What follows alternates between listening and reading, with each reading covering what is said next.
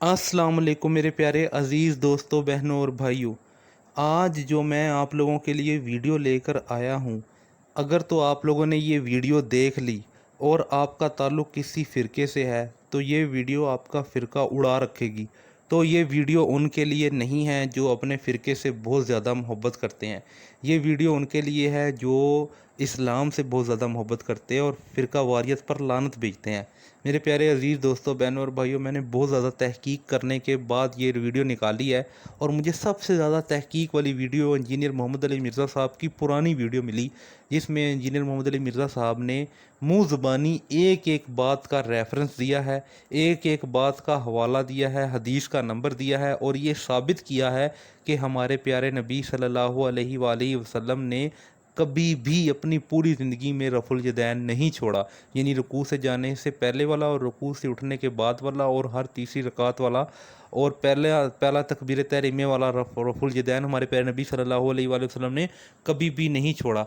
तो इसके ऊपर ना मुझे मुकम्मल वीडियो मिली है, लेकिन ये वीडियो इंजीनियर मोहम्मद अली मिर्ज़ा साहब की बहुत लंबी थी, इसलिए मैंने इसे थोड़ा तेज़ करके चलाया ताकि आप लोगों का वक्त ज़ाया ना हो और आप लोगों को ज़्यादा से ज़्यादा इन्फॉर्मेशन मिल सके। इस वीडियो को मैंने थोड़ा सा तेज़ करके इसीलिए चलाया है। ये बहुत बड़ी वीडियो थी, लेकिन मैंने आपकी खातिर वीडियो को तेज़ करके थोड़ा इसकी लेंथ कम की है। लेकिन मेरे प्यारे अजीज़ दोस्तों, बहनों और भाइयों, जिसको एतराज़ है ना, जो ये कहता था कि रफ़ुल यदैन मनसूख हो गया है, कोई ये कहते थे मक्खियाँ मारते हैं, कोई ये कहते थे बुत रख के आते हैं, वो ये वीडियो ज़रूर देखें। उनको इतना ज़्यादा कॉन्सेप्ट क्लियर हो जाएगा ये वीडियो देखने के बाद कि उनसे कोई पूछे कि तुम ये हाथ ऐसे क्यों उठा रहे हो, तो वो इस चीज़ का जवाब दे सकते हैं कि हम ऐसे हाथ उठाते क्यों हैं, क्योंकि ये हमारे प्यारे नबी सल्लल्लाहु अलैहि वसल्लम का सुन्नत तरीका था। तो मेरे प्यारे अजीज़ दोस्तों, बहनों और भाइयों, आए वक्त ज़ाया किए बगैर हम सबसे पहले ये वीडियो देखते हैं। तो ये देखें।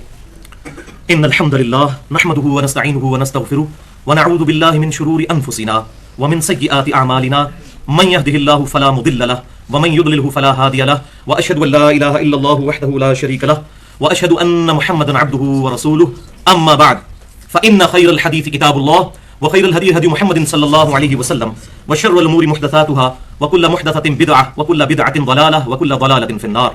अऊज़ु बिल्लाहि अस्समीइल अलीम मिनश शैतानिर रजीम मिन हमज़िही व नफ़्ख़िही व नफ़्सिही बिस्मिल्लाहिर रहमानिर रहीम रब्बि इश्रह ली सदरी व यस्सिर ली अमरी वहलुल उक़दतम मिन लिसानी यफ़क़हू क़ौली बिस्मिल्लाहिर रहमानिर रहीम इन्नल्लाहा व मलाइकतहू युसल्लूना अलन नबी या अय्युहल्लज़ीना आमनू सल्लु अलैहि व सल्लिमू तस्लीमा अल्लाहुम्मा सल्लि अला मुहम्मदिन व अला आलि मुहम्मद कमा सल्लैता अला इब्राहीम व अला आलि इब्राहीम इन्नका हमीदुम मजीद अल्लाहुम्मा बारिक अला मुहम्मदिन व अला आलि मुहम्मद कमा बारकता अला इब्राहीम व अला आलि इब्राहीम इन्नका हमीदुम मजीद। अल्हम्दुलिल्लाह, आज 20 और 21 रबीउल अव्वल 1434 हिजरी की दरमियानी रात 2 फरवरी 2013 और हफ्ते का दिन है। अल्हम्दुलिल्लाह, पिछली दफा हमने इमाम कायनात सय्यदुल अव्वलीन वल आखिरीन शफीउल मुज़निबीन रहमतुल लिल आलमीन सय्यदुना व मौलाना इमाम आज़म मुहम्मद रसूलुल्लाह सल्लल्लाहु अलैहि व आलिहि वसल्लम की वलादत मुबारका के महीने यानी रबीउल अव्वल के कॉन्टेक्स्ट में नमाज मुहम्मदी सल्लल्लाहु अलैहि व आलिहि वसल्लम पर इन डिटेल गुफ्तगू की थी। 130 मिनट तकरीबन गुफ्तगू हुई थी थ्योरी से रिलेटेड, और उसके बाद फिर हमने अलग से उसका प्रैक्टिकल भी तकरीबन 40 मिनट में रिकॉर्ड करवाया था। और नमाज को कैसे पढ़ना है, एक एक उसके पोस्टर को डिमॉन्स्ट्रेट करके, जब जमात में खड़े होते हैं तो उस वक्त कैसे अलग कैसे एक एक उसका पोस्टर बयान किया था। और अल्हम्दुलिल्लाह, हमारा ये लेक्चर तकरीबन पौने 3 घंटे का लेक्चर हमारी वेबसाइट ahlesunnatpak.com पर मसला नंबर 70A के नाम से अपलोड हो चुका है, जिसका उन्वान है मुकम्मल नमाज मुहम्मदी सल्लल्लाहु अलैहि वसल्लम और उसका तफसीली अमली तरीका सही उल असनाद अहादीस की रोशनी में। इंशाल्लाह आज पिछले लेक्चर ही की कंटिन्यूशन है और पोर्शन नंबर 5 इंशाल्लाह डिटेल से डिस्कस होगा। और आज की गुफ्तगू जो है वो मसला नंबर 70B के नाम से ahlesunnatpak.com पर हमारे YouTube का जो चैनल है 720085 उसके थ्रू अपलोड हो जाएगी। और आज का जो उन्वान है उसका नाम है रफ़उल यदैन से मुतल्लिक फिरका वाराना नजरियात का तहकीकी जायजा। रफ़उल यदैन से मुतल्लिक फिरका वाराना नजरियात का तहकीकी जायजा। रफ़उल यदैन से मुतल्लिक फिरका वाराना नजरियात का तहकीकी जायजा। तो ये लफ्ज जो है वो मारूफ अरबी में पढ़ा जाए तो रफ़उल यदैन बनता है, लेकिन मजहूल पढ़ेंगे उर्दू में तो रफ़उल यदैन भी हम कहते हैं, दोनों तरीके से दुरुस्त है। भाइयों, आज का टॉपिक इंतहाई अहम टॉपिक है और मैं खुद अपनी आखिरत की फिक्र करते हुए जो सच्ची बात है फिरका वारियत की लानत से बालातर होकर जिस चीज का जितना रेशो प्रोपोर्शन बनता है उस इंटेंसिटी के एतबार से बयान करूंगा, तो किसी भी मतलब फिक्र को ये बात बुरी लगे, क्योंकि हमने इस्लाम बचाना है। और मैं अक्सर ये अर्ज करता हूं कि या फिरके को बचाया जा सकता है या इस्लाम को, साइमल्टेनियसली दोनों चीजें बचाना इम्पॉसिबल है। इस्लाम जमा फिरका इज इक्वल टू 0। तो तमाम भाइयों से पेश की माजरत, कुछ चीजें ऐसी होंगी जो अहले सुन्नत कहलवाने वाले तीनों ग्रोह बरेलवी, देवबंदी और सलफी यानी अहले हदीस उनके खिलाफ होंगी और कुछ अहले तशय्युह के भी। لیکن بھائیو یہ بات یاد رکھیں کہ میں خود بھی 31 سال تک بریلوی رہا، اس کے بعد دیوبند کے ساتھ بھی وقت گزرا، اہل حدیث کے ساتھ بھی، اہل تشیع کے ساتھ بھی، اب بھی سب کو سنتا ہوں اور احسن طریقے سے جس کی غلطی ہے اس پر واضح کرتا ہوں، اور کوئی اصلاح کی بات ہے تو سیکھ لیتا ہوں الحمدللہ۔ لہٰذا نماز کے جو اختلافات پہ جتنی کتابیں لکھی گئی ہیں اس وقت لوگ پریزنٹ کرتے ہیں اپنے اپنے گروہوں کو بڑھا چڑھا کر پیش کرنے کے لیے، ان کا ان ڈیپتھ ایمانداری کے ساتھ نیوٹرلی مطالعہ کیا ہے، چاہے وہ احمد رضا بریلوی صاحب کے جو خلیفہ تھے نعیم الدین مراد آبادی، اور ان کے آگے سے شاگرد مفتی احمد یار نعیمی صاحب جو گجرات کے رہنے والے تھے، ان کی کتاب جال حق ہو، یا دیوبند مطبع فکر سے تعلق رکھنے والے یوسف لدھیانوی صاحب کی کتاب اختلاف امت اور صراط مستقیم ہو، یا سرفراز خان صفدر صاحب اور الیاس گھمن صاحب کی جتنی کتابیں ہیں نماز سے ریلیٹڈ، ایک ہی ان کی موٹی کتاب ہے، وہ میں نے ڈیٹیل کے ساتھ اسٹڈی کی ہے۔ لہٰذا یہ تمام چیزیں کمپیریٹیو اسٹڈی کے بعد میں عرض کروں گا رفع الیدین سے متعلق خصوصاً۔ آج کا جو کریٹیکل لیکچر ہے اس میں جو بہت کریٹیکل احادیث ہوں گی ان کے میں انٹرنیشنل نمبر بھی بتا دوں گا، باقیوں کے صرف ریفرنس دوں گا، اور ریفرنس اگر کسی کو چاہیے ہو تو وہ بعد میں پوچھ بھی سکتا ہے ان ڈیٹیل ریفرنس، اور تمام احادیث کے نمبرز جو ہیں وہ بیروت اور علماء عرب کی انٹرنیشنل نمبرنگ کے مطابق ہوں گے، جس کے مطابق عربی سافٹ ویئرز بنتے ہیں، اور دارالسلام والے بھی عربی کتب جو ہیں وہ احادیث کی شائع کرتے ہیں، اور ان میں سے اکثر احادیث جو ہے ہمارا جو ریسرچ پیپر ہے sunnatpak.com پر رکھا ہوا ہے، ریسرچ پیپر نمبر 8 مکمل نماز محمدی صلی اللہ علیہ وسلم صحیح الاسناد احادیث کی روشنی میں اس میں موجود ہے۔ اگر لیکچر سے ریلیٹڈ کسی کا کوئی کوسچن ہو تو وہ لیکچر کے اینڈ میں کر سکتا ہے، یا ای میل پر میرا جو ای میل ایڈریس ہے mirza_95@yahoo.com اس پہ بھی مجھ سے پوچھا جا سکتا ہے۔ تو بھائیو چونکہ میرا الحمدللہ سورس آف انکم دین نہیں ہے، یعنی میری روٹی دین کے ساتھ نہیں جڑی ہوئی، اور میں اپنی ذات کے لیے کسی پر فتویٰ نہیں لگاتا، اپنی ذات کے لیے سمجھتا ہوں کہ دین سے 1 روپیہ بھی کما کر اپنی ذات پر لگانا میں اپنے لیے حرام سمجھتا ہوں، کیونکہ اس سے پھر حق کا دروازہ بند ہو جاتا ہے۔ جب کسی کی روٹی دین کے ساتھ جڑ جائے گی وہ کبھی حق بات نہیں کرے گا، اس کو ممبر پر چڑھتے ہوئے پہلے یاد آئے گا کہ اگر آج میں نے حق بات کر دی اور مجھے مسجد کی کمیٹی نے فارغ کر دیا تو پھر میرے بال بچوں کا کیا بنے گا۔ تو الحمدللہ اس طرح کا کوئی معاملہ میرے ساتھ فی الوقت نہیں ہے، اور نہ اللہ تعالیٰ مستقبل میں ایسا کرے، اور یہ تمام کی تمام حق باتیں بتانے کا واحد مقصد کسی کی اصلاح نہیں بلکہ اپنی اصلاح ہے۔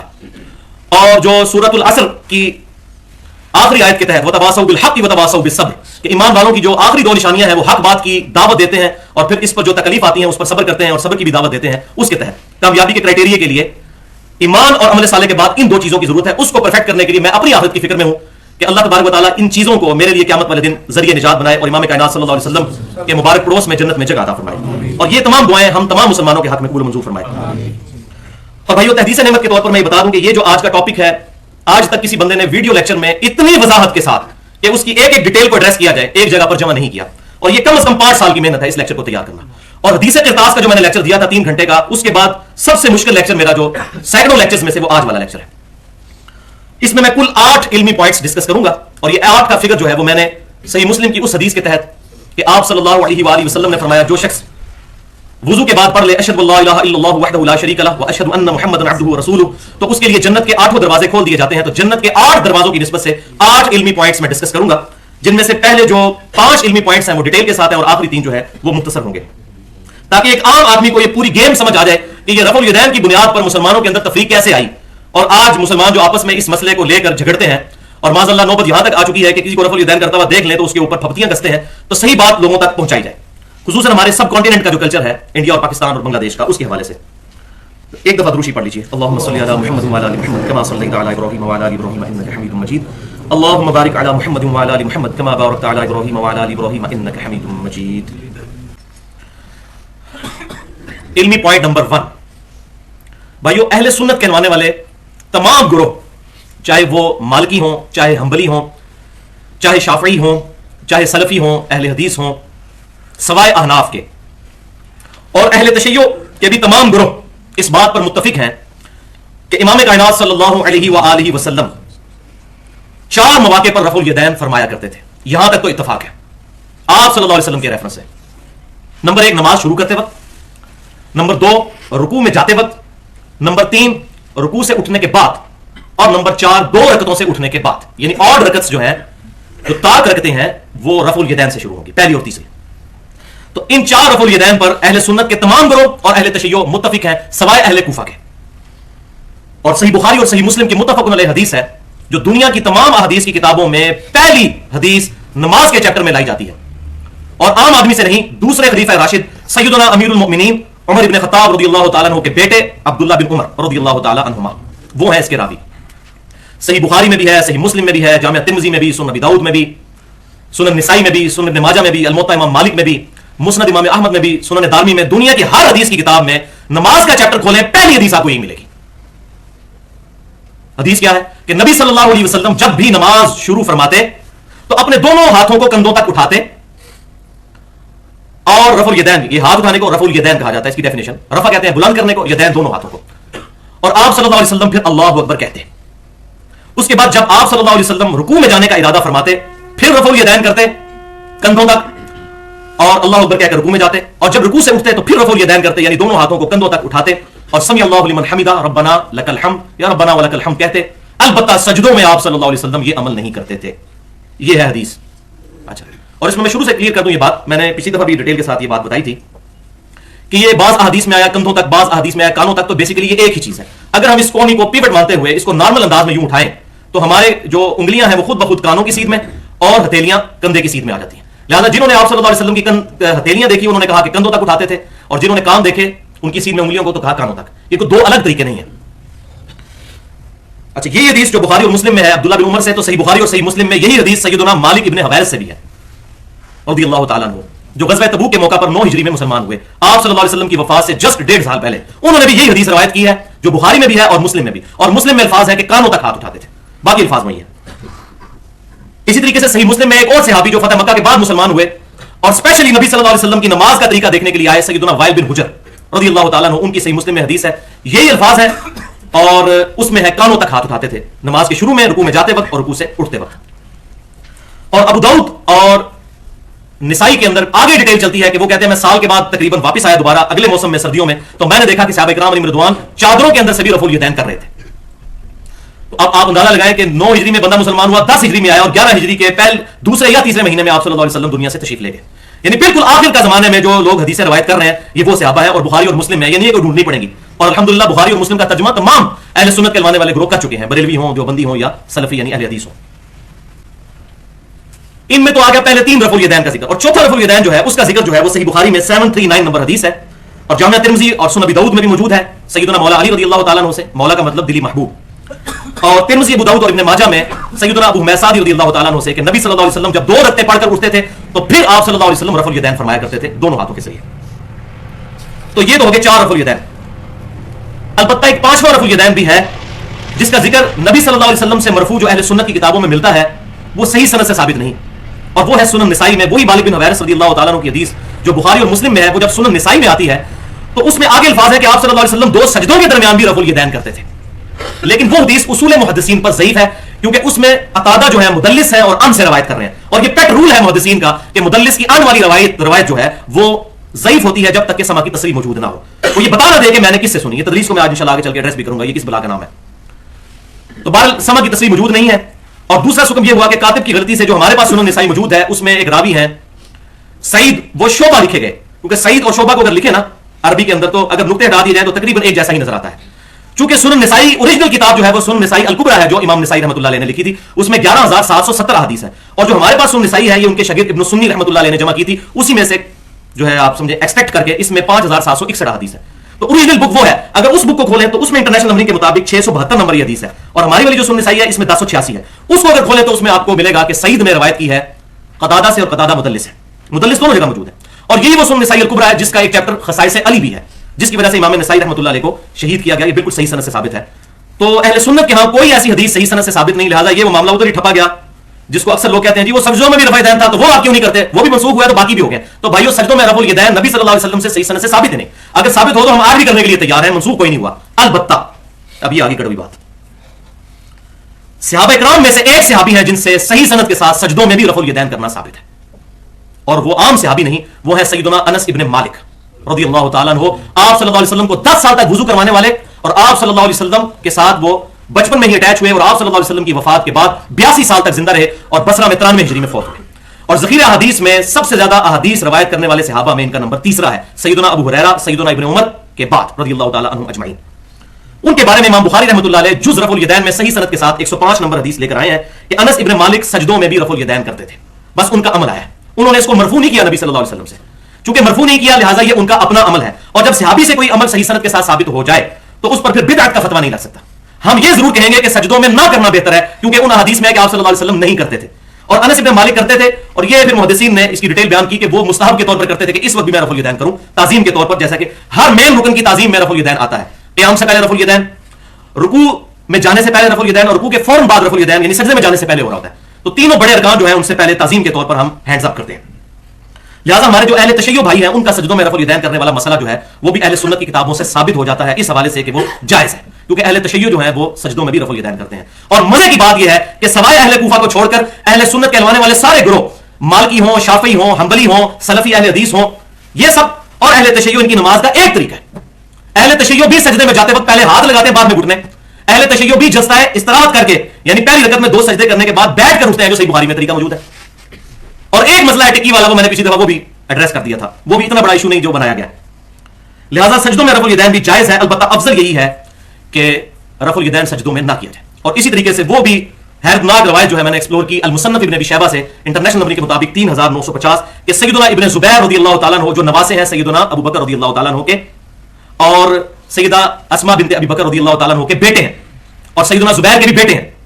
آپ رضی اللہ تعالیٰ عنہ ہاتھ کھول کر نماز پڑھا کرتے تھے, بالکل ہاتھ چھوڑ کر, جس طرح ہم رکوع کے بعد ہاتھ چھوڑتے ہیں.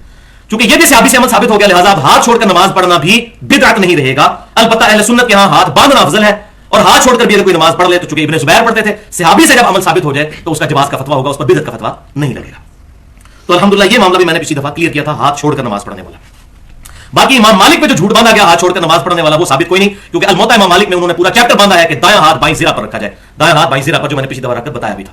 اور یہ حدیث امام بخاری نے بھی الموطا امام مالک میں سے امام مالک سے 2 واسطوں سے لی ہے. تو امام مالک پر یہ جھوٹا بہتان ہے کہ وہ ہاتھ چھوڑ کر نماز پڑھتے تھے. البتہ کچھ روایتوں میں ملتا ہے کہ جب اس وقت غلط فتوے مولویوں نے دیے اور ان کے خلاف وہ کھڑے ہوئے کہ جبری طلاق واقع نہیں ہوتی, اس ٹانس میں جب وہ کھڑے ہوئے تو بنو عباس کے لوگوں نے ان کو اتنا مارا کہ ان کے شولڈر ٹوٹ گئے اور وہ اپنے ہاتھوں کو باندھ نہیں سکتے تھے, ایون اپنا آزار بند بھی نہیں باندھ سکتے تھے.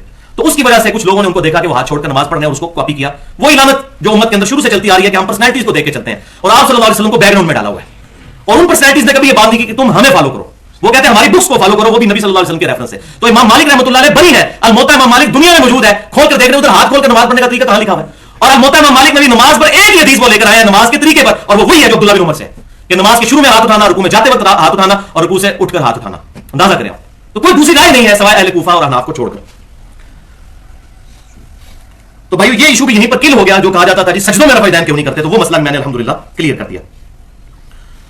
تو بھائیو اتنی یہ تمہیدی گفتگو پوائنٹ نمبر 1 کے بعد بہت خطرناک معاملہ آ گیا کہ جب اہل سنت اور اہل تشیع کا اتفاق ہے, جبکہ دونوں کی حدیث کی کتابیں الگ ہیں اور پوری نماز کا طریقہ ایک ہے, تو اب بھائیو لمحہ فکریہ ہے, لمحہ فکریہ ہے, لمحہ فکریہ ہے احناف کے لیے, اور ہمارے انڈیا پاکستان میں بریلویوں اور دیوبندیوں کے لیے جو احناف کہلاتے ہیں. اہل کوفہ کے لیے بڑا لمحہ فکریہ ہے, یہ پوری امت کا اتفاق چلتا رہا ہے.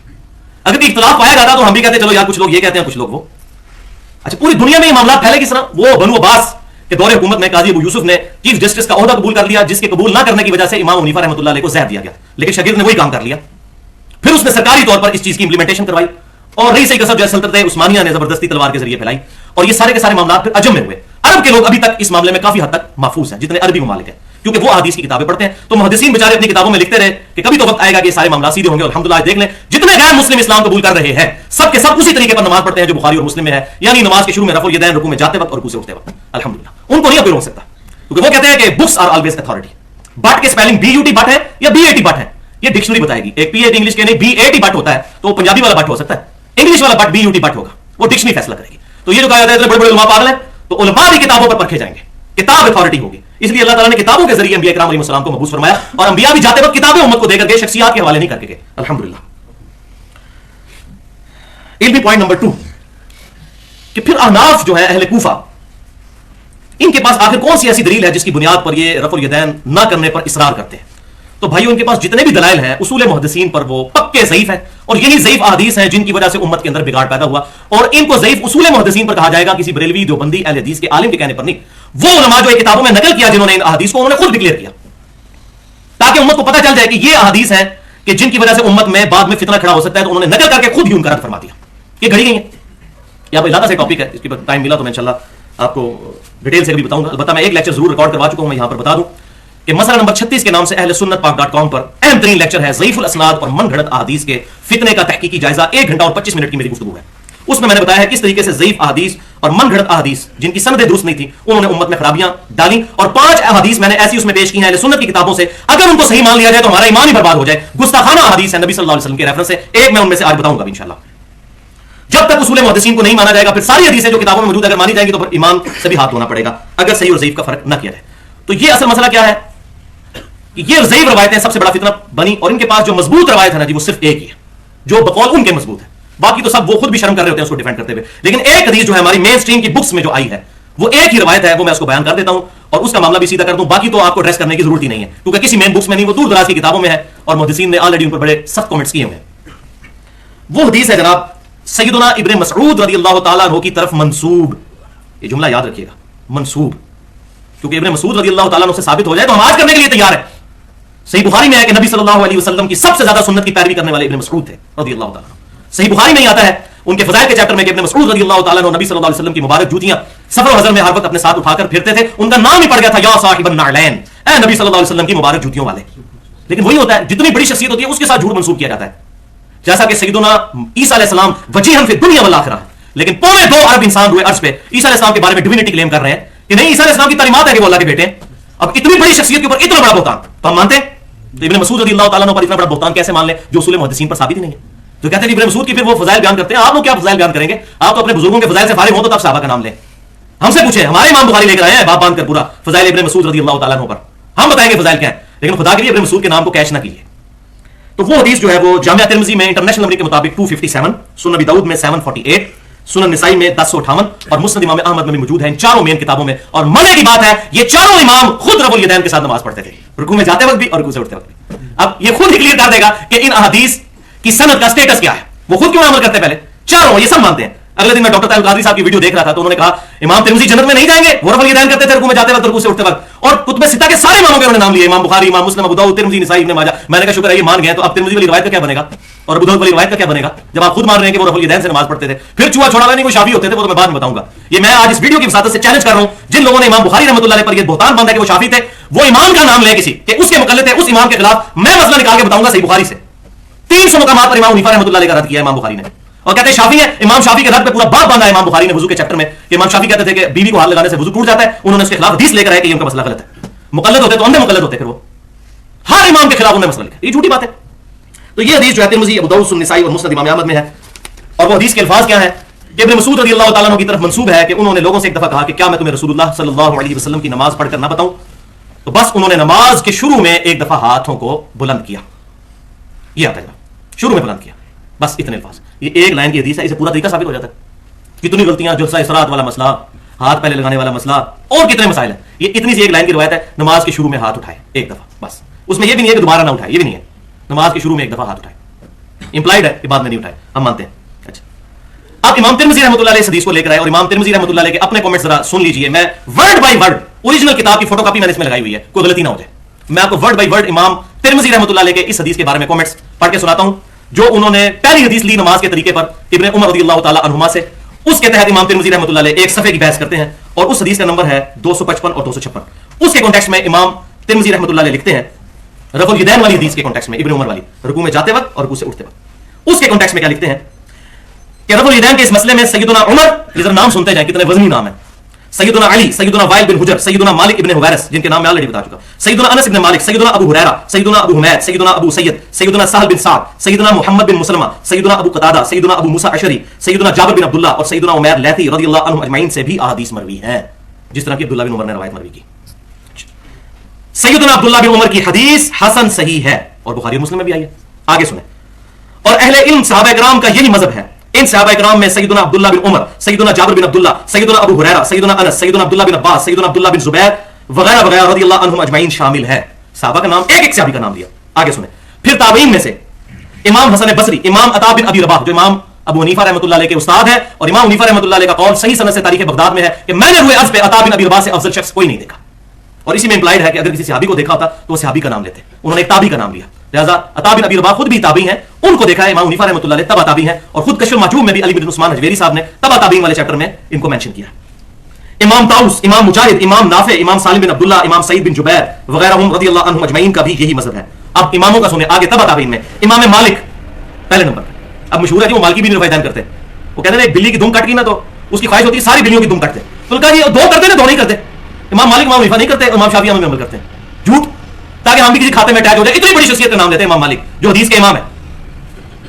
इमाम मालिक, पहले नंबर पे इमाम मालिक का नाम दिया इमाम तिरमिज़ी ने। इमाम मालिक, इमाम मुहम्मद, इमाम औज़ाई, इमाम सुफियान बिन उयैना, इमाम अब्दुल्लाह बिन मुबारक, इमाम शाफी, इमाम अहमद बिन हंबल, इमाम इसहाक रहमहुल्लाह अजमईन का भी यही कौल है। लो जी, और आगे फिर उन्होंने किला ठोका, इस ताबूत में आखिरी कील ठोका उन्होंने। इमाम अब्दुल्लाह बिन मुबारक फरमाते हैं, और ये कौन है? इमाम हनीफा रहमतुल्लाह अलैह के शागिर्द, अल मुतवफ़ा 181 हिजरी में फौत हुए और बुखारी मुस्लिम के बुनियादी रावियों में से। अब्दुल्ला बिन मुबारक फरमाते हैं कि रफ़ल यदैन करने वाले लोगों की दलील सैयदना अब्दुल्ला बिन उमर की हदीस साबित है, जो कि इमाम ज़ुहरी ने उनके बेटे सालिम बिन अब्दुल्ला से रवायत की, जो हम पहले सुन चुके शुरू में।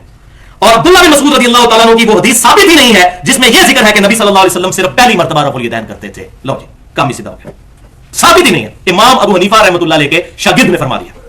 अल्लाहु अकबर कबीरा। अच्छा जी, इसमें जितने इमाम तिरमिज़ी ने दावे किए हैं, ये तमाम के तमाम दावे सही इसनाद के साथ बुखारी में, मुस्लिम में, अबू दाऊद, तिरमिज़ी, नसाई, इब्न माजा में मौजूद है। उसके अलावा मुसन्नफ़ इब्न अबी शैबा में और जुज़ रफ़ुल यदैन में भी सही सनद के साथ, पूरी सनदों के साथ मौजूद है। और अब्दुल्लाह बिन मुबारक के कौल की सनद तिरमिज़ी भी लेकर आए और बिल्कुल सही सनद है। अब रहा इमाम तिरमिज़ी रहमतुल्लाह अलैह का इब्न मसूद रज़ियल्लाहु तआला अन्हु की हदीस 257 नंबर लेकर उसको लिखना कि ये हसन है। सही नहीं लिखा उन्होंने, हसन कहा, हसन। और कहा कि एक से ज्यादा सहाबा और अहले इल्म का भी यही कौल है और अहले कूफा का भी यही कौल है। एक से ज्यादा सहाबा और अहले इल्म और अहले कूफा का भी यही कौल है। किसी सहाबी का नाम नहीं उन्होंने मेंशन किया, वो कौन एक से ज्यादा है। तो इसमें इंप्लाइड है कि एक से ज्यादा सहाबा और अहले कूफा का ये कौल मशहूर है, जो अवाम के अंदर कई चीजें मशहूर थी ना। बरा बिन आज़िब रज़ियल्लाहु तआला अन्हु की एक और रवायत भी आती है, वो तो खैर बहुत कमजोर रवायत है। इस तरह की चीजें मशहूर थी, तो इमाम तिरमिज़ी ने फरमाया कि ये हदीस हसन है। इस पे वो कहते हैं देखो ये हदीस हसन है। ये एक हदीस नजर आती है और दर्जनों हदीस जो बुखारी से लेकर इब्न माजा तक नमाज के तरीके पर है, खुद 6 के 6 इमामों का अमल किस पर है। और फिका के जो 4 बड़े इमाम है, वैसे इमाम तो बहुत है, इमाम जाफर सादिक रहमतुल्लाह अलैह सबसे बड़े इमाम है, इमाम हनीफा रहमतुल्लाह अलैह के भी उस्तादों में से हैं, इमाम मूसा काज़िम रहमतुल्लाह अलैह इमाम शाफी के उस्तादों में से हैं, ये भी अहले बैत के जो इमाम है, ये भी हमारे इमामों में से है। तो बाकी उन 4 में से 3 भी, इमाम मालिक, इमाम शाफी, अहमद बिन हंबल, वो भी करते हैं। और किसी कोर्ट में केस पेश हो और 3 जज एक तरफ फैसला करें तो 3 वाला तो मसला है, पूरी उम्मत एक तरफ खड़ी हुई है।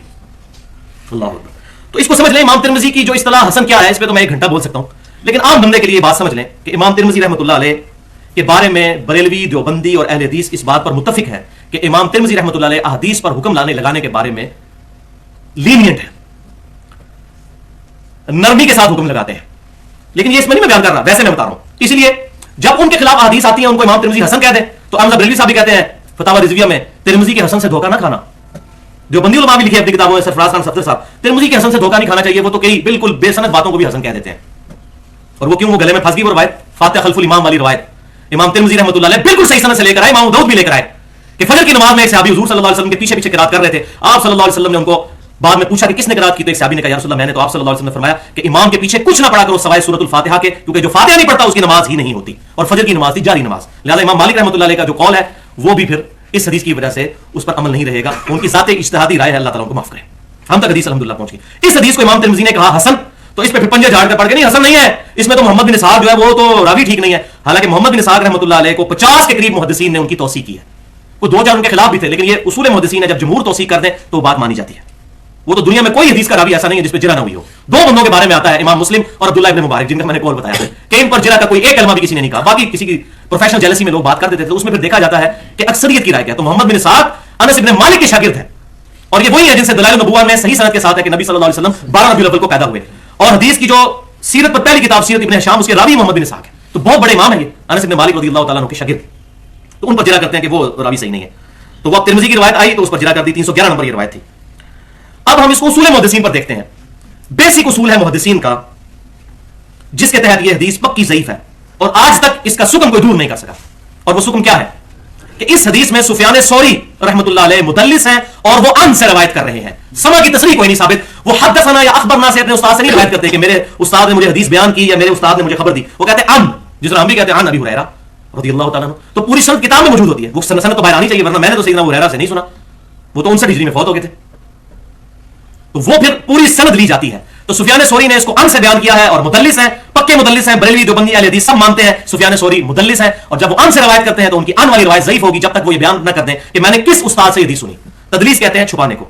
तो ये किसी जमाने में मुहद्दिसीन के अंदर ये ऐसा मज़ आया कि वो अपनी सनद को आली करने के लिए कि रसूलुल्लाह सल्लल्लाहु अलैहि वसल्लम और उनके दरमियान वास्ते कम से कम शो हो, वो कुछ उस्तादों को स्किप कर देते थे और डायरेक्ट किसी ऐसे उस्ताद से हदीस बयान करते थे जिसे उन्होंने नहीं सुनी होती थी, लेकिन होते सच्चे थे। ये नहीं कहते थे हद्दसना या अखबरना, कहते थे अन फुलां, ये फुलां से रवायत है। ये नहीं बताते थे कि मैंने सुना जा रहा है, ये कहते तो झूठे डिक्लेयर हो जाते। तो इस तरीके से ये मर्ज चल पड़ा। और इसीलिए मैं तो इमाम शोबा के साथ वो कहते हैं मैं ज़िना से बदतर समझता हूं तदरीस करने को। लेकिन ये भी बात याद रखिए कि ये समा की तसरीह जब तक साबित नहीं होगी वो रवायत ज़ईफ रहेगी। हाँ, समा की तस्रीह किसी दूसरी किताब से मिल जाए तो अल्हम्दुलिल्लाह। आज इस वीडियो की विसातत से हमेशा से उलमा अहले सुन्नत ये अहले कूफा को चैलेंज देते आए हैं कि दुनिया की तमाम हदीस को जमा करें, और एक ही मसला है इस वक्त पूरी दुनिया के गले में अटका हुआ है अहनाफ के, कि वो समा की तस्रीह तलाश करते हैं हमें कि सुफियान सौरी ने किससे सुना है, उस्ताद ढूंढे उनका। कुछ ने कहा, फिर उन्होंने पोल भी खोला है कि इसमें कौन रावी है, लेकिन मैं बताऊंगा नहीं, इसे पर्दे डालता हूं। तो समा की तस्रीह तलाश करें तो इंशाल्लाह हदीस को बयान करेंगे और उसी वक्त रब्बुल यदैन छोड़ देंगे। हाँ, फिर भी मनसूख नहीं होगा, मैं बताता हूं, इसमें मनसूखी नहीं साबित होगी, फिर दो तरीके साबित होंगे, फिर भी यही तरीका अफजल रहेगा, वो आगे आ रहे हैं, मैं बताता हूं। क्योंकि इसमें ये नहीं है कि आप सल्लल्लाहु अलैहि वसल्लम ने रवायत छोड़ दिया था, बस ये कि पहली दफा उठाए तो वो भी उठाया, ये भी तरीका, दो तरीके साबित हो, मनसूखी फिर भी साबित नहीं होगी। लेकिन इंशाल्लाह हम कभी कभार उसरा भी पढ़ लेंगे, कभी कभार इसरा भी पढ़ लेंगे, क्योंकि फिर साबित से साबित हो जाएगा ना। लेकिन ये अल्हम्दुलिल्लाह चैलेंज इमाम बुखारी रहमतुल्लाह अलैह 1200 साल पहले दिया था, आज तक कायम है कि इस हदीस की सही सनद निकालें। तो इस वक्त सबसे बड़ी टेंशन ये लेनी चाहिए। और यहां मैं बता दूं, ये धोखा देते हैं पब्लिक को, हालांकि इनको पता है, इनकी अवाम को। आपको पता है मुशरिकीन मक्का जो थे ना, उनकी मुसलमानों से दुश्मनी थी, और यहूदियों को पता था कि नबी सल्लल्लाहु अलैहि वसल्लम तो मूसा अलैहिस्सलाम को मानते तो है ना, और मुशरिकीन तो उनको भी नहीं मानते। तो जब गुस्से में आते तो कहते थे मुसलमानों से तो ये मुशरिकीन बेहतर है। असल में आ गए ना, टसल में आगे कहते थे, उनको भी पता है जमीन आसमान का फर्क है, ये पैगंबरों के मानने वाले हैं, पैगंबरों के मानने वाले नहीं है। लेकिन जब बंदा टसल में आ जाता है ना, तो फिर इस किस्म की बातें शुरू कर देता है और हक से इनाद करता है। इसी तरह का इनाद फिर किया है हमारे यहां पर भी कुछ उलमा ने। उन्होंने कहा जी सुफियान सौरी की तदलीस वाली 10 रवायतें सही बुखारी में भी मौजूद है, फिर उनको भी ज़ईफ को। हालांकि उनको पता है कि बुखारी और मुस्लिम में अगर मुतल्लिस की आने वाली रवायत आएगी तो वो अंडरस्टूड है कि वो समा की तस्रीह मौजूद है। इनको पता है, माम तुम तालमून, तुम जानते तो हो वो क्या समा की तस्रीह होती है। इमाम बुखारी रहमतुल्लाह अलैह, ये चैलेंज मैं करने लगा हूं कि सुफियान सौरी की जो 10 हदीसें लेकर आए, एक हदीस एब्सोल्यूट दिखाएं पूरी सही बुखारी में से, उन 10 में से जिसमें उन्होंने इस हदीस को मुताबिक में ना लिया, मुताबिक में लिया, पहले ऊपर पूरी सनद बयान की कि पूरी मुत्तसिल सनद ये है, और फिर आने वाली भी बयान की, उसकी बुनियाद पर इसको ठीक कहा। जिस तरह सुनन नबी दाऊद में एक ज़ईफ रवायत है कि नबी सल्लल्लाहु अलैहि वसल्लम को एक सहाबी ने सजदा किया, आप सल्लल्लाहु अलैहि वसल्लम उनको डांटा, फरमाया ये क्या कर रहे हो। तो उन्होंने कहा मैं अहले कूफा के पास गया था, वहां मैंने देखा लोग अपने सरदार को सजदा करते हैं, तो मैंने समझा कि आप सल्लल्लाहु अलैहि वसल्लम को सजदा करना तो उससे भी बेहतर है, आप हमारे लिए ज्यादा ताजीम के लायक हैं। तो आप सल्लल्लाहु अलैहि वसल्लम ने वहां फरमाया कि अगर मैं सजदा जायज समझता तो बीवियों से कहता कि अपने खामदों को सजदा करें उस हक की सबब जो अल्लाह ने उनको दिया है। ये सुनन अबी दाऊद के अंदर तो ज़ईफ है रवायत, लेकिन सुनन इब्न माजा में इसकी सही सनद मौजूद है। तो इस हदीस को हम फिर कहते हैं इसका मतन सही है, सनद ज़ईफ है, मतन सही है, और उसकी सही सनद सुनन इब्न माजा में मौजूद है। हम इस रवायत को मानते हैं और बयान भी करते हैं, लेकिन इसकी भी रवायत निकाले ना। तो बुखारी में जो 10 की 10 रवायतें आई हैं वो समा की तस्रीह के साथ है। पहले पूरी मुत्तसिल सनद इमाम बुखारी लेकर आए, उसकी मुताबिक में लेकर आए सुफियान सौरी की तदलीस वाली। लेकिन ये मौलवियों को, इनके मुल्लों को पता है, लेकिन पब्लिक को धोखा देते हैं। उनको पता पब्लिक को अब इतनी क्रिटिकल बात कौन बताएगा, अल्हम्दुलिल्लाह हम है ना बताने वाले हक। आप इनसे जाकर पूछेंगे करके चुप कर जाएंगे कि लो जी अब वो राज ही खुल गया, जो असल चीज हमने पर्दा डाला हुआ था बचपन से, लोगों को पट्टियां पढ़ाई भी खत्म हो गया। तो ये इनकी भी इंतहा यहां तक है। अभी तो कई बातें हैं, आप हैरान होंगे कि किस किस तरीके से मौलवी जो है वो धोखा देते हैं। अगर फिर कोई कहता है नहीं जी ये समा की तस्रीह वाला रूल मैं नहीं मानता, किताबों में तो लिखी हुई हदीस, तो फिर आप वो उसके लिए फिर जब कोई इलाज ना हो तो फिर मेरे पास वो जवाब है जिसको हम कहते हैं फिलोसफी की लैंग्वेज में, मंतिक की लैंग्वेज में लॉजिकल आंसर, जिसको मैंने पंजाबी में ट्रांसलेट किया फकी, इल्मी फकी। फिर वो ये है कि अगर कोई कहता है नहीं मैं समा की तस्रीह वाले सूल को नहीं मानता, तो उसको फिर मैं दावा देता हूं कि फिर इस हदीस का कोई जवाब दे और अपना ईमान बचाकर बताए। मुस्नद इमाम अहमद में हदीस मौजूद है, और इमाम बुखारी की अल अदबुल मुफरद में भी मौजूद है, जिसमें ज़ईफ रवायतें भी है। इमाम बुखारी का दावा सिर्फ सही बुखारी के बारे में है, और उम्मत ने एक्सेप्ट किया है उनके कहने पर नहीं, परखने के बाद। लिहाजा ताल कादरी साहब को भी मसला समझ आ जाएगा। वो कहते हैं जी हम इमाम हनीफा के मुकल्लिद हैं, आप इमाम बुखारी के, इमाम बुखारी के मुकल्लिद हो तो उनकी रिवायत भी मान लें हम। अल अदबुल मुफरद में लेकर, और मिशकात में भी तीसरी जिल्द में इंटरनेशनल नंबर के मुताबिक 4902 नंबर रवायत है। मुफाखरत और असबियत के बयान में नबी सल्लल्लाहु अलैहि वसल्लम की तरफ मंसूब है ये हदीस, लेकिन किताबों में तो आ गई नहीं। वो कहते हैं किताबें तो लिखी हुई है, मुस्नद इमाम अहमद में भी है, अल अदबुल मुफरद में भी है और मिशकात में भी, कि जो शख्स अपने जहली नसब पर फख्र करे तो उसको कहो कि अपने बाप का उज़्वे तनासुल काट के अपने मुंह में रख लो, और ये बात कनाए से ना करो, डायरेक्ट उसको कहो। वलियादु बिल्लाहि ताला, मेरे महबूब सल्लल्लाहु अलैहि वसल्लम से बैद है इस किस्म की वल्गर लैंग्वेज। व इन्नका लअला खुलुकिन अज़ीम, और बेशक महबूब सल्लल्लाहु अलैहि वसल्लम आप अखलाक के बुलंद तरीन दर्जे पर फाइज हैं। और बुखारी और मुस्लिम की मुत्तफ़क़ अलैह हदीस है, इमाम कायनात सल्लल्लाहु अलैहि वसल्लम में कमारी लड़कियों से ज्यादा शर्म व हया थी। ये बात कर सकते थे आप सल्लल्लाहु अलैहि वसल्लम। और इसमें क्या है, हसन बसरी मुदल्लिस है और अन से रवायत कर रहे हैं, वही रूल इत्थे भी लगता है, वही रूल लगता है यहां पर भी। और हसन बसरी तो सुफियान सौरी से भी हजारों गुना बड़े इमाम है, ताबी है, 70 सहाबा की सोबत करने वाले, उनके लिए तदलीस वाली रवायत नहीं मानी जाती, वरना ये रवायत माने और अपना ईमान बर्बाद कर ले। वलियादु बिल्लाहि ताला। इस किस्म की 5 मिसालें मैंने उस एटम बम लेक्चर में दी हैं, 1 घंटा और 25 मिनट का अपनी नौयत का मुनफरिद लेक्चर है, मसला नंबर 36 अहले सुन्नत पाक.com पर ज़ईफुल असनाद और मनगढ़ंत अहादीस के फितने का तहकीकी जायजा। ये एक एक्सट्रीम बयान की और दूसरी एक्सट्रीम मुनकरीन हदीस के फितने का तहकीकी जायजा, 1 घंटा और 35 मिनट में, मसला नंबर 35 के नाम से। ये दोनों एक्सट्रीम्स हैं, और उसमें मैंने एक गोल्डन कोड कहा है कि मुनकरीन हदीस पैदा ही इसलिए हुए हैं कि जब हम हर हदीस को कबूल कर लेते हैं तो बेचारे सही होते हैं कि ये हदीसें जो है वो तो असमत अंबिया के खिलाफ है, ये तो कुरान के खिलाफ है, तो रोना तो है उन्हें। तो कोई जवाब नहीं होता जब तक उसूल मुहद्दिसीन को नहीं माना जाएगा, उस वक्त तक आप मुनकरीन हदीस के खिलाफ बात ही नहीं सकते। बेड़ा गर्क हो जाएगा इस ज़ख़ीरे हदीस का अगर सही और ज़ईफ़ का फर्क नहीं करेंगे। तो मैं फिर दोबारा चैलेंज करता हूं कि समा की तस्रीह निकालें सुफियान सौरी की, हम दोनों तरीकों से नमाज पढ़ने के लिए इंशाअल्लाह तैयार है। ये इमाम तिरमिज़ी के कमेंट से, अब इमाम अबू दाऊद के भी जरा कमेंट सुन लीजिए। इमाम अबू दाऊद ने ये हदीस ली, नंबरिंग में पहले बता चुका। उन्होंने इस हदीस के साथ पता क्या लिखा, وَلَيْسَ بِصَحِيحٍ عَلَى هَذَا الْمَعْنَى، اور ایک روایت میں ہے وَلَيْسَ بِصَحِيحٍ عَلَى هَذَا اللَّفْظ، ان الفاظ کے ساتھ ابن مسعود رضی اللہ تعالیٰ عنہ کی حدیث صحیح نہیں ہے. یہ بھائیوں کسی بریلوی دیوبندی اہل حدیث نے نہیں کہا. رفع الیدین کی بات ہوتی ہے کہتے ہیں انگریزوں کی پیداوار. یہ انگریزوں کی لکھی ہوئی کتاب نہیں ہے. انگریزوں کی تو پیداوار وہ ہے کہ جو انگریز کے دور میں لکھی ہوئی کتابوں سے درس دے رہے ہیں پوری امت کو، قرآن کو اور حدیث کو چھوڑ کے. انگریزوں کی پیداوار تو وہ لوگ ہیں.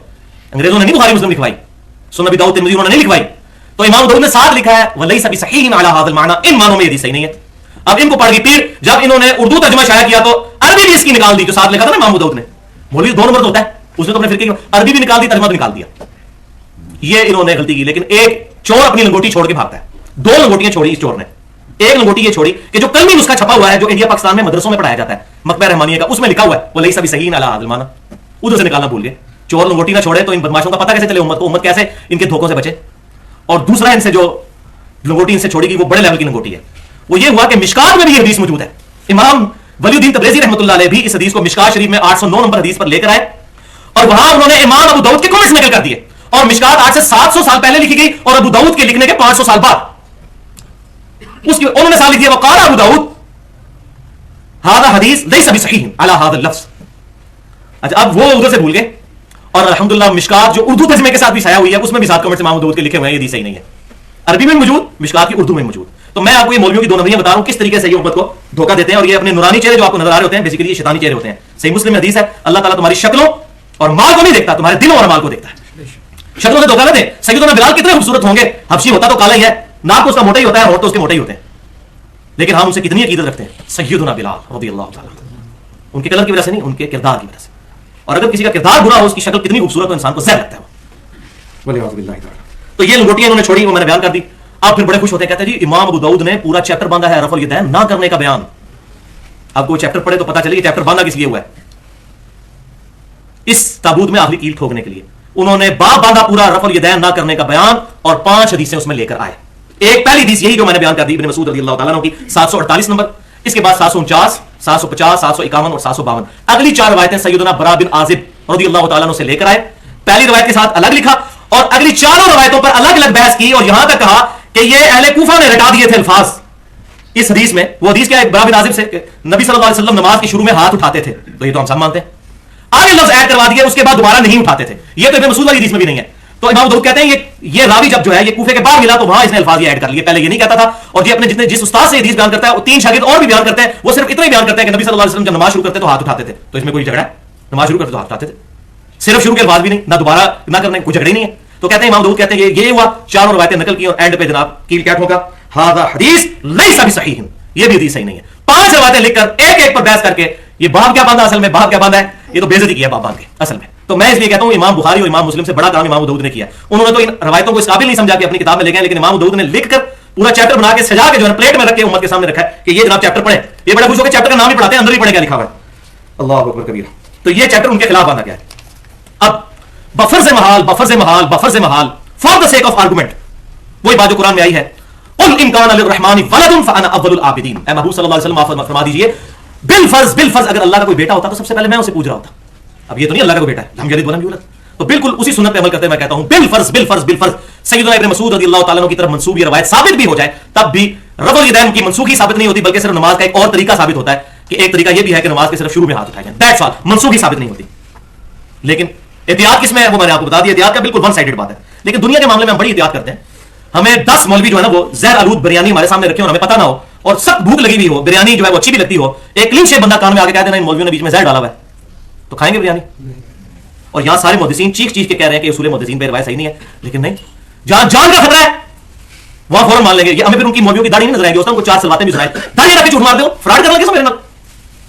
کوئی made in China mobile made in Japan کر کے بیچ دے تو اس کو 4 سلواتیں سنائیں گے کہ یار تو داڑھی پگڑی پہن کے اور یہ تسبیح پکڑ کے کرتا ہے، اور دین کے معاملے میں بڑے وضو پاگل ہے. دین کے معاملے میں یہ ہے، پھر یہ حشر بھی وہی ہونا ہے.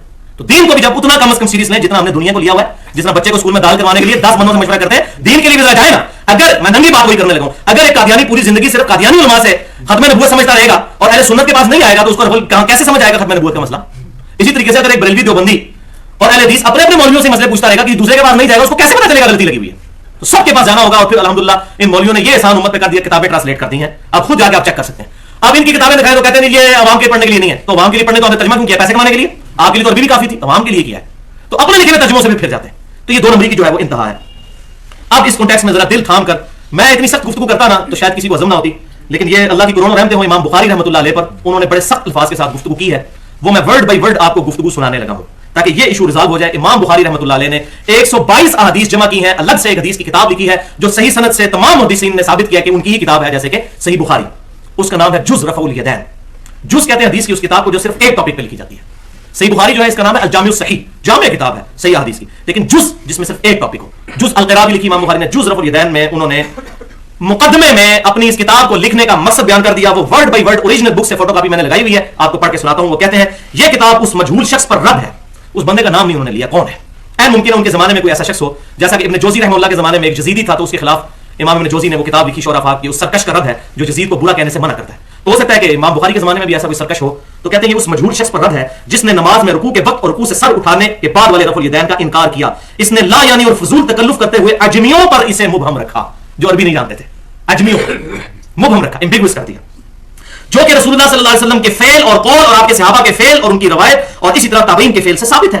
سلف صالحین نے اس مسئلے میں صحیح احادیث کی پیروی کی ہے، اللہ ان سلف صالحین پر رحم فرمائے اور ان کے ساتھ اپنے وعدوں کو پورا فرمائے۔ لیکن اس منکر نے، اس رد کرنے والے نے اپنے سینے کی کدورت اور دل کی تنگی ظاہر کی ہے، اس نے رسول اللہ کی سنت سے نفرت اور اہل سنت سے دشمنی اور تکبر کیا ہے۔ اندازہ کریں جو رفع الیدین کے خلاف بات کرتا ہے اس کے بارے آگے تو انہوں نے حادی کر دی۔ اس بدعتی کے گوشت ہڈیوں اور دماغ میں بدعت گھس چکی ہے، گوشت ہڈیوں اور دماغ میں، اور یہ نہ سمجھیں ان کے اپنے الفاظ ہیں، یہ سنن ابی داؤد اور ترمذی میں صحیح حدیث ہے، میری امت میں ایسے گروہ پیدا ہوں گے جن کے اندر بدعتیں اس طرح سرایت کر جائیں گی جس طرح باولا کتا کسی کو کاٹ دے اس کا اثر ایک ایک رگ و ریشے میں پہنچ جائے گا۔ یہ حدیث کے مطابق صحیح ہے کہ بدعت اس کے دماغ، گوشت اور ہڈیوں میں پہنچ چکی ہے۔ اس کے انکار کی وجہ یہ ہے کہ اس نے اپنے ارد گرد اجمیوں کا جھمگٹا دیکھ کر دھوکے کا شکار ہو کر اپنے آپ کو ان سے منسوب کیا، جبکہ نبی صلی اللہ علیہ وسلم نے تو فرمایا تھا کہ میری امت میں سے ایک جماعت قیامت تک حق پر قائم رہے گی، کوئی نقصان پہنچانے والا ان کو نقصان نہیں پہنچا سکے گا، وہ غالب رہیں گے۔ غالب کس اعتبار سے؟ دلائل کے اعتبار سے، ورنہ تو پٹائی آج مسلمانوں کی ہو رہی ہے، غالب رہیں گے دلائل، اور آپ کو دلائل بالکل ون سائیڈڈ ہے، جڑا بخاری پڑھتا ہے گمراہ ہو جاتا ہے، کہنا نا بخاری مسلم ڈائریکٹ نہ پڑھو، حدیث ڈائریکٹ نہ پڑھو ورنہ گمراہ ہو جاتا ہے، تو یہ ٹھیک کہہ رہے ہوتے ہیں، بیسیکلی گمراہ ہو جاتا ہے، ان کو راستے کو گمراہی کا نظر آ رہا ہے۔ اب سیدنا بلال کی نظر سے کوئی نبی صلی اللہ علیہ وسلم کو دیکھے تو پتہ چلے نا، ابو جہل کو کیا نبی صلی اللہ علیہ وسلم کی شکل مبارک دل کو کیا اٹریکٹ کرتی جب اس نے دیکھنا ہی قدرت کی نظر سے، اس کو کہتے ہیں چشمہ لگا کے دیکھنا، جب چشمہ ہی ایسا لگایا تو آگے نظر ہی وہی کچھ آنا ہے، پری ڈیٹرمنٹ رزلٹس کے ساتھ۔ تو وہ کہتے ہیں کہ قیامت تک وہ گروہ حق پر قائم رہے گا اور رسول اللہ کی تمام سنتیں اسی طرح جاری رہیں گی تاکہ آپ صلی اللہ علیہ وسلم کی مردہ سنتوں کو زندہ کیا جاتا رہے۔ وہ کہتے ہیں ہم انشاءاللہ اہل سنت کا دفاع کریں گے۔ اب پتہ چلا اہل سنت اصل میں ہے کون؟ شراب کی بوتل کے بعد روح افزا لکھ لینے سے، جامع شیریں لکھ لینے سے وہ جامع شیریں روح افزا نہیں بن جاتا۔ اہل سنت ہے کون؟ اب پتہ چلا اصلی اہل سنت کون ہے، جو کتاب و سنت کے منہج پر ہے۔ تو اس ٹاپک پہ مزید تسلی کرنی ہو تو یہ جز رفع الیدین آپ خرید لیں، 122 حدیثیں آپ کو میرے 60-70 روپے کی ترجمے کے ساتھ مل جائے گی، اور الحمدللہ اسی کی کنٹینیوشن کے طور پر میں سمجھتا ہوں دور حاضر میں ایک بہت بڑے حدیث کے جو محدث ہیں شیخ زبیر علی زئی صاحب حفظہ اللہ، انہوں نے کتاب لکھی ہے نور العینین، تقریباً 500 صفات پر، اور انہوں نے یہ ساری کی ساری چیزیں ایسی کنکلوڈ کی ہیں کہ میں کہتا ہوں آج اگر امام بخاری زندہ ہوتے تو ان کا ماتھا چوم لیتے، جس طریقے سے انہوں نے یہ تمام ایشوز کو ایڈریس کر کے اب یہ ہمیشہ کے لیے ریزالو، کیونکہ ہر زمانے میں نئے نئے بہانے شروع ہوتے ہیں نا، تو ہر زمانے میں لوگ پھر ان کا جواب دیتے ہیں، تو وہ اب آپ کو اگلے بہانے جو ہیں وہ اب انٹرسٹنگ پورشن اس کا جو ہے وہ علمی پوائنٹس کا شروع ہونے لگا ہے، لیکن ایک دفعہ دروشی پڑھ لیجیے، اللهم صل علی محمد وعلی ال محمد کما صلیت علی ابراہیم وعلی ال ابراہیم انک حمید مجید، اللهم بارک علی محمد وعلی ال محمد کما بارکت علی ابراہیم وعلی ال ابراہیم انک حمید مجید۔ ہاں جی، علمی پوائنٹ نمبر 3، کہ بعض لوگوں کا یہ دعویٰ ہے کہ رکوع میں جاتے وقت اور رکوع سے اٹھتے وقت رفع الیدین منسوخ ہو گیا تھا۔ وہ مانتے ہیں جی ہم سینکڑوں حدیث ہیں، لیکن وہ پہلے کرتے تھے بعد ہی ختم ہو گیا سی، پہلے کرتے تھے بعد میں نبی صلی اللہ علیہ وسلم نے چھوڑ دیا۔ اس میں 3 دلائل یہ پیش کرتے ہیں، اور وہ دلائل جو ہے مکڑی کے جالی کی طرح ہے، وہ آپ کو اندازہ ہو جائے گا۔ پہلی یہ دلیل پیش کرتے ہیں کہ جی وہ ایک حدیث ہے کہ صحابہ کرام علیہم رضوان، ایک حدیث ہے سن سنا کے سنی، ہم پڑھ پڑھا کے سنی، یہ سن سنا کے سنی۔ ایک حدیث ہے کہ وہ بعض منافقین جو ہے وہ اپنی بغلوں میں بت رکھ کر تو نبی صلی اللہ علیہ وسلم کے پیچھے آ کے نماز نیت کر لیتے تھے، تو آپ صلی اللہ علیہ وسلم رفع الیدین کرتے تھے تاکہ وہ بت گر جائے۔ بھائیو وہ تو پہلے رفع الیدین میں بت گر جائے گا، اور اگر آپ اس طریقے سے رفع الیدین کر کے کریں تو آپ پوری نماز میں کرتے رہیں گے، بت نہیں گرے گا۔ یہ حدیث دنیا کی کسی کتاب میں، حدیث کی کتاب میں بغیر سند کے بھی موجود ہو، ضعیف کی تو بات ہی نہیں میں کر رہا، بغیر سند کے حدیث کی کتاب میں ہم سارے کے سارے معاملات جو ہیں وہ چھوڑنے کے لیے تیار ہیں۔ اتنا بڑا چیلنج ہے، ورنہ پھر توبہ کریں، اللہ سے ڈر جائے، اتنا بڑا جملہ۔ اور اس میں وہی بات کروں گا جو بخاری اور مسلم کی متفق علیہ حدیث ہے، آپ صلی اللہ علیہ وسلم نے فرمایا جس شخص نے میری طرف جھوٹی حدیث منسوب کی وہ اپنا مقام دوزخ میں دیکھ لے، توبہ کرے۔ اور صحیح مسلم میں حدیث ہے، مقدمے میں امام مسلم لے کر آئے ہیں کہ سیدنا ابو ہریرہ رضی اللہ تعالیٰ عنہ کہتے ہیں کہ نبی صلی اللہ علیہ وسلم نے فرمایا کہ ایسا زمانہ بھی آئے گا، اور قرب قیامت کے لیے پرٹیکولر فرمایا کہ لوگ ایسی ایسی حدیثیں تم سے بیان کریں گے جو تمہارے آباء و اجداد نے بھی نہ سنی ہوں گی، ان سے بچنا کہیں وہ تمہیں فتنے میں مبتلا کر کے گمراہ نہ کر دیں۔ آباء و اجداد سے یہ نہیں مراد کہ ہمارے ماں باپ اگر ان پڑھ ہیں انہوں نے تو قرآن بھی نہیں اگر پڑھا ہوا تو انہوں نے نہیں سنی ہوگی، مراد یہ ہے کہ جو اہل علم گزرے ہیں انہوں نے اس کو بیان نہیں کیا ہوگا۔ اگر وہ پڑھیں گے نہیں قرآن حدیث تو آباء و اجداد کو کہاں سے پتہ چلے گا؟ مراد یہ ایسی حدیثیں ہوں گی جو کہیں موجود ہی نہیں ہوں گی، اور انہی میں سے یہ ہے. اور الحمدللہ میرے نبی صلی اللہ علیہ وسلم کی خوشخبری جو تھی قیامت کی نشانیوں میں سے ایک جو نشانی تھی وہ ہمیں اس حدیث کی شکل میں نظر آ رہی ہے جو بالکل منسوخ کی جھوٹی کہ مکے میں رفع الیدین ہوتا تھا, مدینے میں نہیں ہوتا تھا, وہاں بت رکھ کے آتے تھے. اور حالانکہ بخاری اور مسلم میں ان راویوں نے ان احادیث کو بیان کیا جو فتح مکہ کے بھی بعد مسلمان ہوئے, جب پورے عرب میں ریولوشن آ چکی تھی, پروفٹ صلی اللہ علیہ وسلم کا ہولڈ ہو چکا تھا. اس وقت کسی کی مجال تھی کہ بت رکھ کے آتا, لیکن جھوٹ کے کوئی پاؤں نہیں ہوتے. دیکھ لیں آپ سیدنا مالک بن حویرث رضی اللہ تعالیٰ عنہ غزوہ تبوک کے موقع پر مسلمان ہوئے. بخاری اور مسلم میں وہ کانوں تک والی حدیث رکوع میں جاتے وقت رکوع سے اٹھتے وقت بیان کرتے ہیں. وائل بن حجر کی صحیح مسلم میں حدیث ہے, وہ بھی رفع الیدین والی.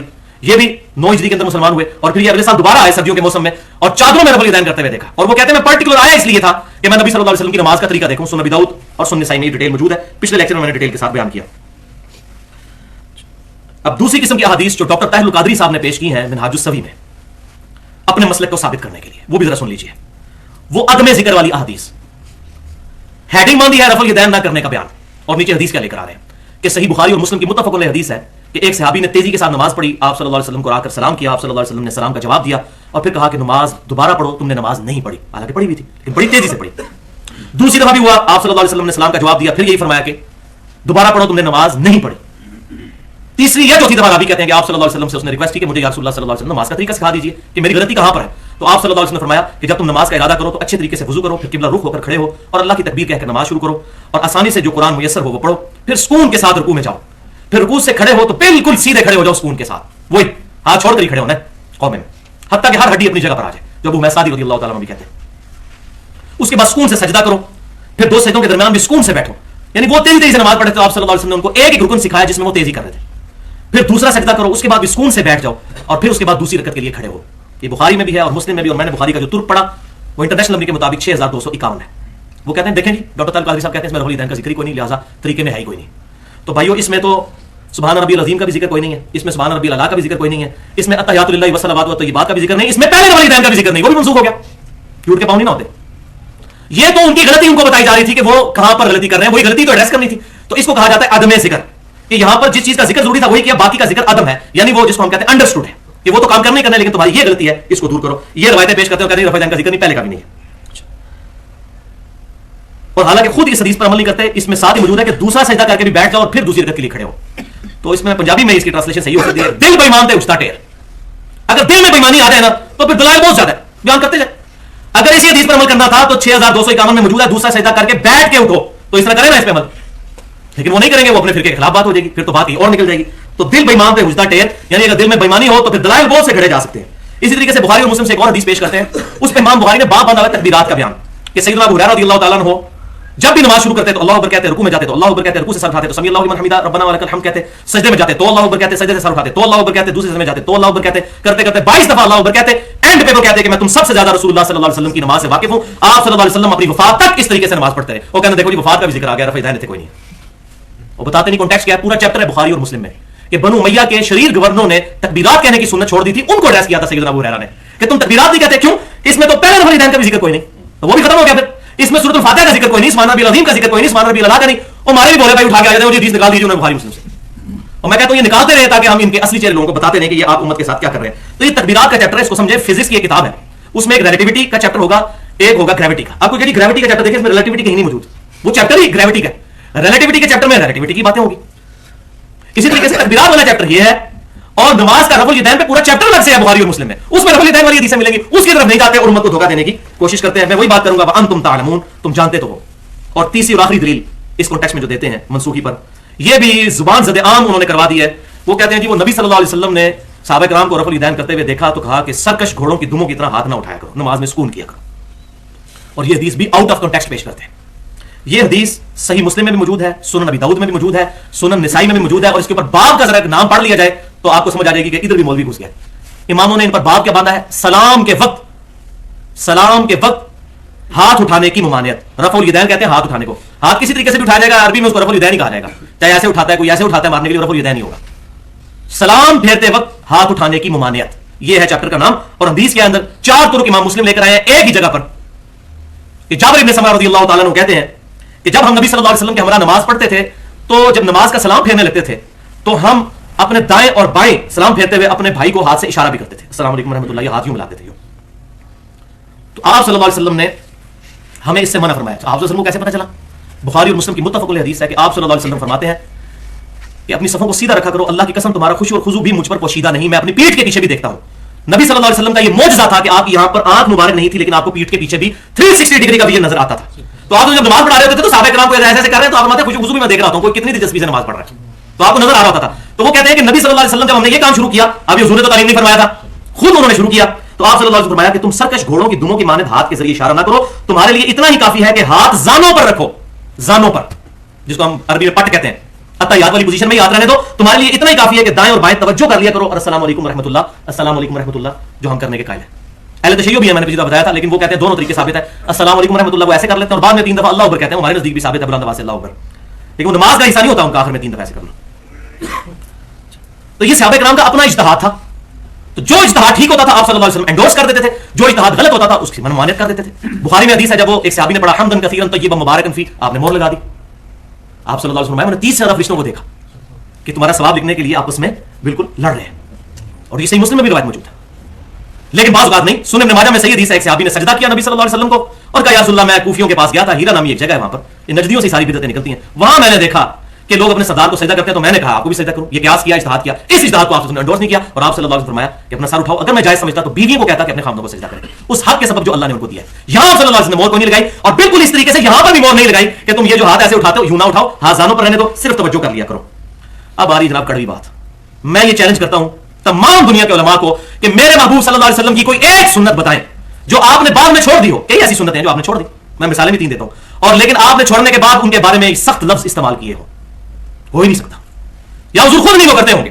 مثلا جب شراب جائز تھی اس پر صحابہ پیتے تھے, نبی صلی اللہ علیہ وسلم نے اعلان نبوت سے پہلے نہ بعد میں کبھی کوئی گناہ کبیرہ نہیں کیا, الحمدللہ معصوم ہے, شراب کبھی نہیں پی. قرآن پاک میں آیا کہ رجس من عمل الشیطان, یہ نجس ہے اور عمل شیاطین میں سے, صحابہ کرتے تھے, سخت الفاظ سے منع ہوا. حضور صلی اللہ علیہ وسلم نے کبھی یہ نجس کام اور معاذ اللہ استغفر اللہ شیطان والا کام نہیں کیا. تو بھائیو یہاں جو الفاظ استعمال ہو رہے ہیں, سرکش گھوڑوں کی دمیں, حضور اپنی سنت کو یہ کہہ سکتے ہیں؟ میں آپ کو مثالیں دیتا ہوں. بخاری اور مسلم کی متفق علیہ حدیث ہے, آپ صلی اللہ علیہ وسلم نے فرمایا کہ میں نے تمہیں 3 دن تک قربانی کا گوشت رکھنے کی اجازت دی تھی, اور وہ اس لیے کہ اس وقت مسلمان غریب تھے. اب میں تمہیں اجازت دیتا ہوں کہ قربانی کا گوشت اسٹور کر سکتے ہو. That's all. کچھ نہیں کہا کہ اس وقت میں نے تمہیں جو یہ کہا تھا تو اب یہ کہہ رہا ہوں, دیٹس آل. صحیح مسلم میں حدیث, آپ صلی اللہ علیہ وسلم نے فرمایا میں نے تمہیں قبروں پر جانے سے روک دیا تھا, لیکن اب میں تمہیں اجازت دیتا ہوں کہ تم قبروں پر جاؤ تاکہ آخرت کی یاد ہے. بخاری اور مسلم کی متفق علیہ حدیث ہے, صحابہ کرام کہتے ہیں جب ہم حبشہ سے ہجرت کر کے واپس آئے تو ہم نے آپ صلی اللہ علیہ وسلم کو نماز پڑھتی ہوئی حالت میں پایا, تو آپ کو سلام کیا, اور آپ صلی اللہ علیہ وسلم نے سلام کا جواب ہی نہیں دیا, حالانکہ پہلے آپ صلی اللہ علیہ وسلم نماز کے دوران بھی جواب دیتے تھے, اس وقت اجازت تھی. تو سلام پھیر کر آپ صلی اللہ علیہ وسلم نے فرمایا کہ نماز مشغولیت والا کام ہے, اس لیے میں نے تمہیں بعد میں دیا. تو صحابہ سمجھ گئے کہ یہ بھی منسوخ ہو گیا, کوئی سخت لفظ نہیں استعمال کیے. یہ وہ نماز ہوتی تھی پہلے, یہ وہ باتیں ہوتی تھیں, یہ کیا فضول طریقہ ہوا کہ نماز کے درمیان بھی گفتگو کی جائے, سلام کا جواب کوئی بات نہیں کی, کیونکہ آپ خود کرتے رہے ایسے. اب یہاں اگر حضور یہ خود کرتے ہوتے ہیں, رفع الیدین والی یہ رفع الیدین کے اوپر لگاتے ہیں, تو یہ خود بھی مانتے ہیں کہ نبی صلی اللہ علیہ وسلم یہ کہتے ہیں حجۃ الوداع تک بھی کرتے رہے, وہ ماننا پڑتا ہے.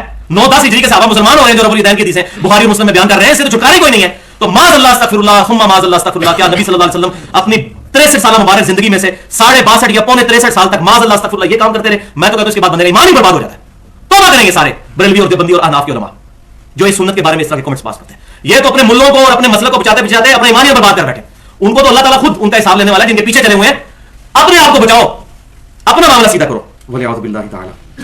اب امام بخاری رحمۃ اللہ علیہ نے اس پہ کمنٹس کیے, وہ میں بعد میں بتاتا ہوں.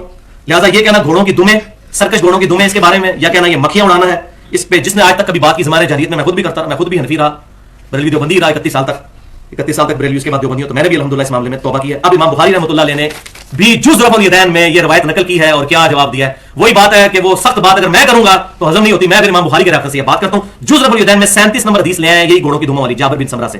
اس کے بعد امام بخاری کہتے ہیں کہ یہ حدیث تشہد کے بارے میں ہے. اچھا, اس میں یہ کہتے ہیں جی وہ ایک ترک میں تو تشہد کا ذکر ہی کوئی نہیں موجود ہے, تو بھائی عدم ذکر ہے اس میں, اور جس میں نہیں نا اس کو فی الصلاۃ کے الفاظ ہے نا, اس کا جو ترک مسند امام احمد میں ہے اس میں الفاظ ہے وہم فی قعود, ہم اس وقت بیٹھی ہوئی حالت میں تھے. اس کو فی الصلاۃ, وہ کہتے ہیں سلام کے تو نماز ہی ختم ہو جاتی ہے, تو یہ کہتے ہیں اس کو فی الصلاۃ نماز میں, تو وہ رفع الیدین کا ذکر تھا. تو حالانکہ سلام بھی نماز کا حصہ ہے, خود یہ نماز کے جو 7 فرض بتاتے ہیں ان میں 7واں خروج بھی صحیح ہی بتاتے ہیں. تو مسند امام احمد کا ترک, تو یہ عدم ذکر سمجھے. مثال کے طور پر آپ میرے گھر آئے, میں نے آپ کو پکوڑے بھی کھلائے, سموسے بھی کھلائے, چائے بھی پلائی, کیک بھی کھلایا, فروٹ بھی کھلایا. باہر جا کے کہتے ہیں جناب کیا زبردست دعوت کی, پکوڑے اور سموسے زبردست تھے. تو اس کا کیا مطلب ہے کہ میں نے کیک اور چائے اور فروٹ نہیں کھلایا آپ کو؟ عدم ذکر. تو یہ روایت جو مختلف صحابہ بیان کرتے ہیں, اب آپ اتنے لوگ سو کے قریب یہاں پر سن رہے ہیں, باہر جا کر کوئی بندہ میری بتائی ہوئی باتوں کو 80% کاپی کر لے گا, کوئی 40%, کوئی 30%. تو اس کا کیا مطلب میں نے باقی باتیں نہیں کی. تو جو صحابہ نے جو چیز یاد رکھی وہ بیان کی, تو باقیوں کا عدم ذکر ہوتا ہے. تمام احادیث کو جمع کر کے, جس میں قرآن پاک کی بھی ساری آیات سامنے رکھ کر رزلٹ نکالا جاتا ہے, احادیث بھی ساری سامنے رکھ کر رزلٹ نکالا جاتا ہے. تو امام بخاری نے 37 नंबर हदीस जुज़ रफ़ुल यदैन में कमेंट्स किए, ये तशहुद के मुताल्लिक है। पहला जवाब उन्होंने क्या दिया, वो कहते हैं जिसके पास इल्म का थोड़ा सा भी हिस्सा मौजूद है, रत्ती बराबर इल्म है, वो कभी भी ये जुर्रत नहीं करेगा कि इस हदीस को रफ़ुल यदैन के खिलाफ लेकर आए। ये तो जवाब था उनका जरा नरम। दूसरा जवाब है फकी वाला, लॉजिकली। वो कहते हैं कि अगर ये नमाज का सुकून बर्बाद करता है तो तुम पहला रफ़ुल यदैन और ईद में भी रफ़ुल यदैन करना छोड़ दो। देखो इमाम बुखारी भी फकियां दिया करते थे। वो कहते हैं ईद में जो तुम 6 तकबीरात कह रहे होते हो और तुम कहते हो ये सर्कस घोड़े, तुम साल के बाद नमाज पढ़ी होती है उसमें तुम भी घोड़े बने हुए होते हो, तो छोड़ो। और आगे चल के उन्होंने जिक्र किया वितर वाला जो कुनूत से पहले रफ़ुल यदैन, वो हमारे नजदीक भी साबित है 3 ताबईन से। अल्हम्दुलिल्लाह हम उसको अफजल समझते हैं इस एतबार से कि रफ़ुल यदैन का सवाब तो मिलेगा, यानी दुआ कुनूत से पहले, रुकू से पहले, दुआ कुनूत से पहले अल्लाह अकबर कहकर रफ़ुल यदैन करें और दोबारा हाथ बांधें। हम तो इसके भी कायल हैं कि चूंकि क़याम में अल्लाह अकबर होता है सजदा किरात के लिए रमजान शरीफ में, तो अल्लाह अकबर कहकर रफ़ुल यदैन करके सजदे में जाना चाहिए। तो हमें तो अल्हम्दुलिल्लाह मजा आता है। फिर जुज़ रफ़ुल यदैन की 38 नंबर हदीस में एक और तुर्क लेकर आए जाबिर इब्न समरा वाला, यही घोड़ों की दुमों वाला। फिर उन्होंने अपने ईमान का भी इजहार किया जिस तरह मैंने किया है, इससे भी बड़े अंदाज से। उन्होंने कहा कि जो बंदा ये घोड़ों की दुमों वाली हदीस रफ़ुल यदैन पर लगाता है उसको डर जाना चाहिए कि रसूलुल्लाह सल्लल्लाहु अलैहि वसल्लम की हदीस की गलत तावील कर रहा है। और याद रख कि अल्लाह ने कुरान में फरमा दिया है, सूरह नूर आयत नंबर 63, तौबा तौबा तौबा, ये आयत इमाम बुखारी ने बयान करके डराया, फलयहज़रिल्लज़ीना युखालिफूना अन अम्री, उन लोगों को डर जाना चाहिए जो रसूलुल्लाह की बात की मुखालफत करते हैं। हुजूर ने रफ़ुल यदैन तालीम फरमाया और वो अड़े हुए हैं कि हमने अपने मुल्लों को बचाना है, अपने बुजुर्गों को बचाना है। अन तुसीबहुम फितना, कि उन पर कहीं फितना ना आ पड़े, अल्लाह आज़माइश में ऐसी डाल दे, ईमान या बर्बाद कर दे। औ युसीबहुम अज़ाबुन अलीम, या अल्लाह ताला की तरफ से दर्दनाक अज़ाब उन पर आ जाए जो रसूलुल्लाह की हदीस की गलत तावील बयान करते हैं। सही लगाया ना फतवा, ये है कुरान और हदीस से फतवा। तो भाइयों आज तक जिसने भी बुतों वाली हदीस बयान की या सर्कश घोड़ों के दुमों वाली रवायत को गलत तरीके से बयान किया या रफ़ुल यदैन को मक्खियां उड़ाने से तशबीह दी, तो अल्लाह के हुजूर सच्चे दिल से तौबा करे। अस्तगफिरुल्लाहल्लज़ी ला इलाहा इल्ला हु अल हय्युल क़य्यूम व अतूबु इलैह। अब आ जाइए जनाब इल्मी पॉइंट नंबर 4। जी मान लिया जी कि रफ़ुल यदैन तो साबित है, अभी अगला एतराज होता है। देखें कितनी इंटेलेक्चुअल तरतीब से मैं चल रहा हूं, इंशाल्लाह ये पूरी वीडियो बुक बन जानी है। जी बिल्कुल रफ़ुल यदैन तो साबित कर दिया जी आपने, बगैर वाली तो रवायतें ज़ईफ़ हैं और मंसूख भी कोई नहीं हुआ, लेकिन साबित करें कि हुजूर सल्लल्लाहु अलैहि वसल्लम वफात तक रफ़ुल यदैन करते थे। कुत्ता हुई चाहिए वफात तक साबित करें।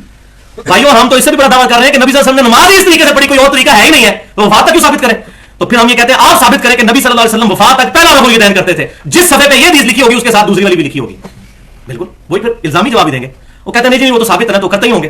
तो भाई इधर भी यही साबित है, ना इब्न मसूद रज़ियल्लाहु ताला अन्हु की तरफ मंसूब वो असर साबित हुआ और ना ये घोड़ों के दुमों वाली रवायत और बुतों वाली तो वैसे ही मनगढ़ंत थी। तो खुद बखुद ये इंप्लाइड है इसके अंदर कि मंसूखी वाला चक्कर ही कोई नहीं, एक ही तरीका है जो नमाज का साबित है। लेकिन शुक्र है कि हम इस्लाह के लिए बैठे हैं, सोल्यूशन एंड पे है, प्रॉब्लम एंड पे नहीं। मैं अक्सर कहता हूं हम एहतराम से आपका सवाल लेते हैं और इंशाल्लाह ये भी जवाब दे देते हैं कि वफात तक भी रफ़ुल यदैन करते थे, ये भी साबित कर देते हैं।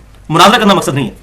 तो पहले वही हदीस याद कर लें, सही बुखारी किताबुल अज़ान में 631 नंबर हदीस, सैयदना मालिक इब्न हुवैरिस रज़ियल्लाहु ताला अन्हु ग़ज़वा तबूक के मौका पर हाजिर हुए और नबी सल्लल्लाहु अलैहि वसल्लम पर ईमान लाए और तकरीबन 20 दिन तक वहां रहे, कुछ नौजवानों के साथ आए और नबी सल्लल्लाहु अलैहि वसल्लम ने उनको जाते वक्त कुछ नसीहतें की और फरमाया कि जाओ अपने घर वालों को नमाज का हुक्म देना, उनको दीन सिखाना और देखना सल्लू कमा रअयतुमूनी उसल्ली, नमाज उस तरह पढ़ना जिस तरह मुझे नमाज पढ़ते हुए देखते हो। तो इसमें उन्होंने नबी सल्लल्लाहु अलैहि वसल्लम का यह हुक्म भी नकल किया कि मुझे हुजूर ने हुक्म कहा था कि नमाज उस तरह पढ़ना जिस तरह मुझे पढ़ते हुए देखते हो। 9 हिजरी फतह मक्का के भी साल के बाद। और अब मैं आपको हदीस वो बयान करने लगा हूं जो नबी सल्लल्लाहु अलैहि वसल्लम की भी वफात के बाद है। अबू किलाबा ताबी की हदीस बुखारी और मुस्लिम दोनों में है। वो कहते हैं मैंने उसी सहाबी को जिसको हुजूर ने हुक्म दिया था मेरी तरह नमाज पढ़ना। अब आप सहाबी के बारे में सोच सकते हैं कि वो नमाज पढ़ना उस तरीके में शुरू कर दे जो नबी सल्लल्लाहु अलैहि वसल्लम के तरीके के खिलाफ हो। और वही सहाबी मालिक बिन हुवैरिस अबू किलाबा ताबी कहते हैं कि मैंने मालिक बिन हुवैरिस को फिर देखा जिनको हुजूर ने कहा था सल्लू कमा रअयतुमूनी उसल्ली, नमाज पढ़ते हुए मैंने उनको देखा कि उन्होंने नमाज शुरू की तो अल्लाह अकबर कहा और दोनों हाथों को कानों तक उठाया, फिर रुकू में जाते वक्त भी दोनों हाथों को उठाया, फिर रुकू से उठकर समी अल्लाहु लिमन हमिदा रब्बना लकल हम्द कहा और दोनों हाथों को बुलंद किया और फिर उन्होंने नमाज मुकम्मल करके कहा कि रसूलुल्लाह भी इसी तरीके से नमाज पढ़ते थे। लो जी मसला बिल्कुल हल हो गया। इसी तरीके से मैंने बताया वाइल बिन हुजर रज़ियल्लाहु ताला अन्हु का भी, वो भी फतह मक्का के बाद मुसलमान हुए, फिर अगले साल दोबारा आए वो हुजूर सल्लल्लाहु अलैहि वसल्लम की वफात से तकरीबन 5-6 महीने पहले और उसी तरीके से नमाज पढ़ते हुए देखा। अबू उमैर सादी की हदीस जो मैंने पिछली दफा बयान की थी, हुजूर सल्लल्लाहु अलैहि वसल्लम की वफात के 30 साल के बाद उन्होंने 10 सहाबा की मौजूदगी में नमाज का तरीका बयान किया और 10 के 10 ने तस्दीक की और वो पूरा नमाज का डिटेल तरीका मैं बयान कर चुका हूं, उसमें भी रफ़ुल यदैन और जलसा इस्तराहत का जिक्र मौजूद है अल्हम्दुलिल्लाह। अब बिल्कुल इससे भी आगे मैं एक स्टेप जाने लगा हूं, ये पहले किसी से आपने बात नहीं सुनी होगी इस अंदाज में। वो है भाइयों बुखारी और मुस्लिम की मुत्तफ़क़ुन अलैह हदीस है कि अब्दुल्लाह बिन उमर रज़ियल्लाहु ताला अन्हु कहते हैं कि नबी सल्लल्लाहु अलैहि वसल्लम ने अपनी दुनियावी जिंदगी मुबारका के आखिरी दिनों में हमें एक दफा इशा की नमाज पढ़ाई। लो जी आ गया जी, वफात के आखिरी दिनों में और 1 महीना पहले। मुस्लिम में जो इसका तुर्क है उसमें अल्फाज है 1 महीना पहले आप ने ये हदीस बयान की। आप तो टाइम भी मिल गया है मुस्लिम शरीफ में 5-6 तुर्क है इसके और बुखारी में भी 2-3 तुर्क है। मुस्लिम के अल्फाज है 1 महीना पहले अपनी वफात से आपने हमें इशा की नमाज पढ़ाई। लो जी तो कोई मसला नहीं, 1 महीने तक पहुंच गए, जैसे 1 महीने तक पहुंच गए मुस्लिम से। और आप सल्लल्लाहु अलैहि वसल्लम ने सलाम फेरने के बाद हमारी तरफ मुतवज्जे होकर खड़े होकर फरमाया, बहुत अहम अनाउंसमेंट होने वाली थी कि आज जो शख्स रूए जमीन पर जिंदा है 100 साल नहीं गुजरेंगे कि उसको मौत आ जाएगी, यानी सहाबा का जमाना 100 साल के अंदर खत्म हो जाएगा। और वाकई 110 हिजरी के अंदर अबू तुफैल आमिर बिन वासिला अल-मुतवफ़ा 110 हिजरी, एग्जैक्टली प्रॉफिट सल्लल्लाहु अलैहि वसल्लम की वफात के 99 ईयर्स और कुछ महीनों के बाद, राउंड ऑफ करके 100 साल के बाद वो फौत हुए 110 हिजरी में। ये हदीस मैंने क्यों सुनाई? इसके रावी कौन थे? अब्दुल्ला इब्न उमर, एक महीना पहले तक। अब अब्दुल्ला इब्न उमर की हदीस बुखारी और मुस्लिम में मैं पहले बयान कर चुका हूं। नमाज शुरू करते तो रफ़अल यदैन करते, रुकू में जाते वक्त और रुकू से उठते वक्त। लेकिन इसमें फिर मौलवी घुस जाता है, वो कहता है कि तो उन्होंने तरीका बताया ना, वो पहले वाला बताया होगा, बाद वाला नहीं बताया होगा। तो बाद वाला तरीका भी आप सुन लें, बाद वाला ही तरीका है और पहले वाला एक ही है। वो इस तरह कि अल्हम्दुलिल्लाह सही बुखारी में जो 739 नंबर हदीस है उसने तो मसला ही हल कर दिया है। नाफे ताबी कहते हैं, जो नबी सल्लल्लाहु अलैहि वसल्लम की वफात के तकरीबन 30 साल के बाद इब्ने उमर की गुलामी में आए, वो ताबी हैं। वो कहते हैं कि मैंने इब्ने उमर को देखा कि जब वो नमाज शुरू करते तो दोनों हाथ कंधों तक उठाते, और जब रुकू में जाते तो दोनों हाथ कंधों तक उठाते, और जब रुकू से सर उठाते तो भी दोनों हाथ कंधों तक उठाते, और समी अल्लाहु लिमन हमीदा रब्बना लकल हम्द कहते। ये ताबी बयान कर रहा है।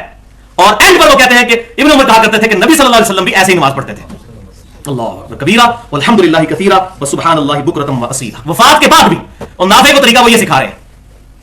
लिहाजा वो इलियास घुम्मन साहब जो अपनी किताब में एक रवायत लेकर आए, और किताबों के नाम भी पता नहीं किस कोने खुदरे में बैठ के किताबें लिखी होती हैं, हदीस की किताबें भी नहीं होती, वो इनके अपने मौलवियों की लिखी हुई किताबें होती हैं। और किताब का नाम भी आप सुन लें, अखबारुल फुकहा, फकीहों की खबरें, जैसे बोलते हैं ना खबरें अखबार है, या ये दुनिया न्यूज, ये टीवी जियो न्यूज, ये भी है अखबारुल फुकहा। हदीस का तो लफ्ज ही कोई नहीं इसके अंदर मौजूद। उसमें वो कहते हैं कि, और रवायत नकल की, और मैं कहता हूं शर्म नहीं आती इन उलमा को, इनको तो पता होना चाहिए। और रवायत क्या कि इब्ने उमर कहते हैं कि नबी सल्लल्लाहु अलैहि वसल्लम जब तक मक्के में थे रफ़अल यदैन करते थे, जैसे ही आप मदीना शरीफ आए तो आपने रफ़अल यदैन छोड़ दिया, तो हमने भी छोड़ दिया।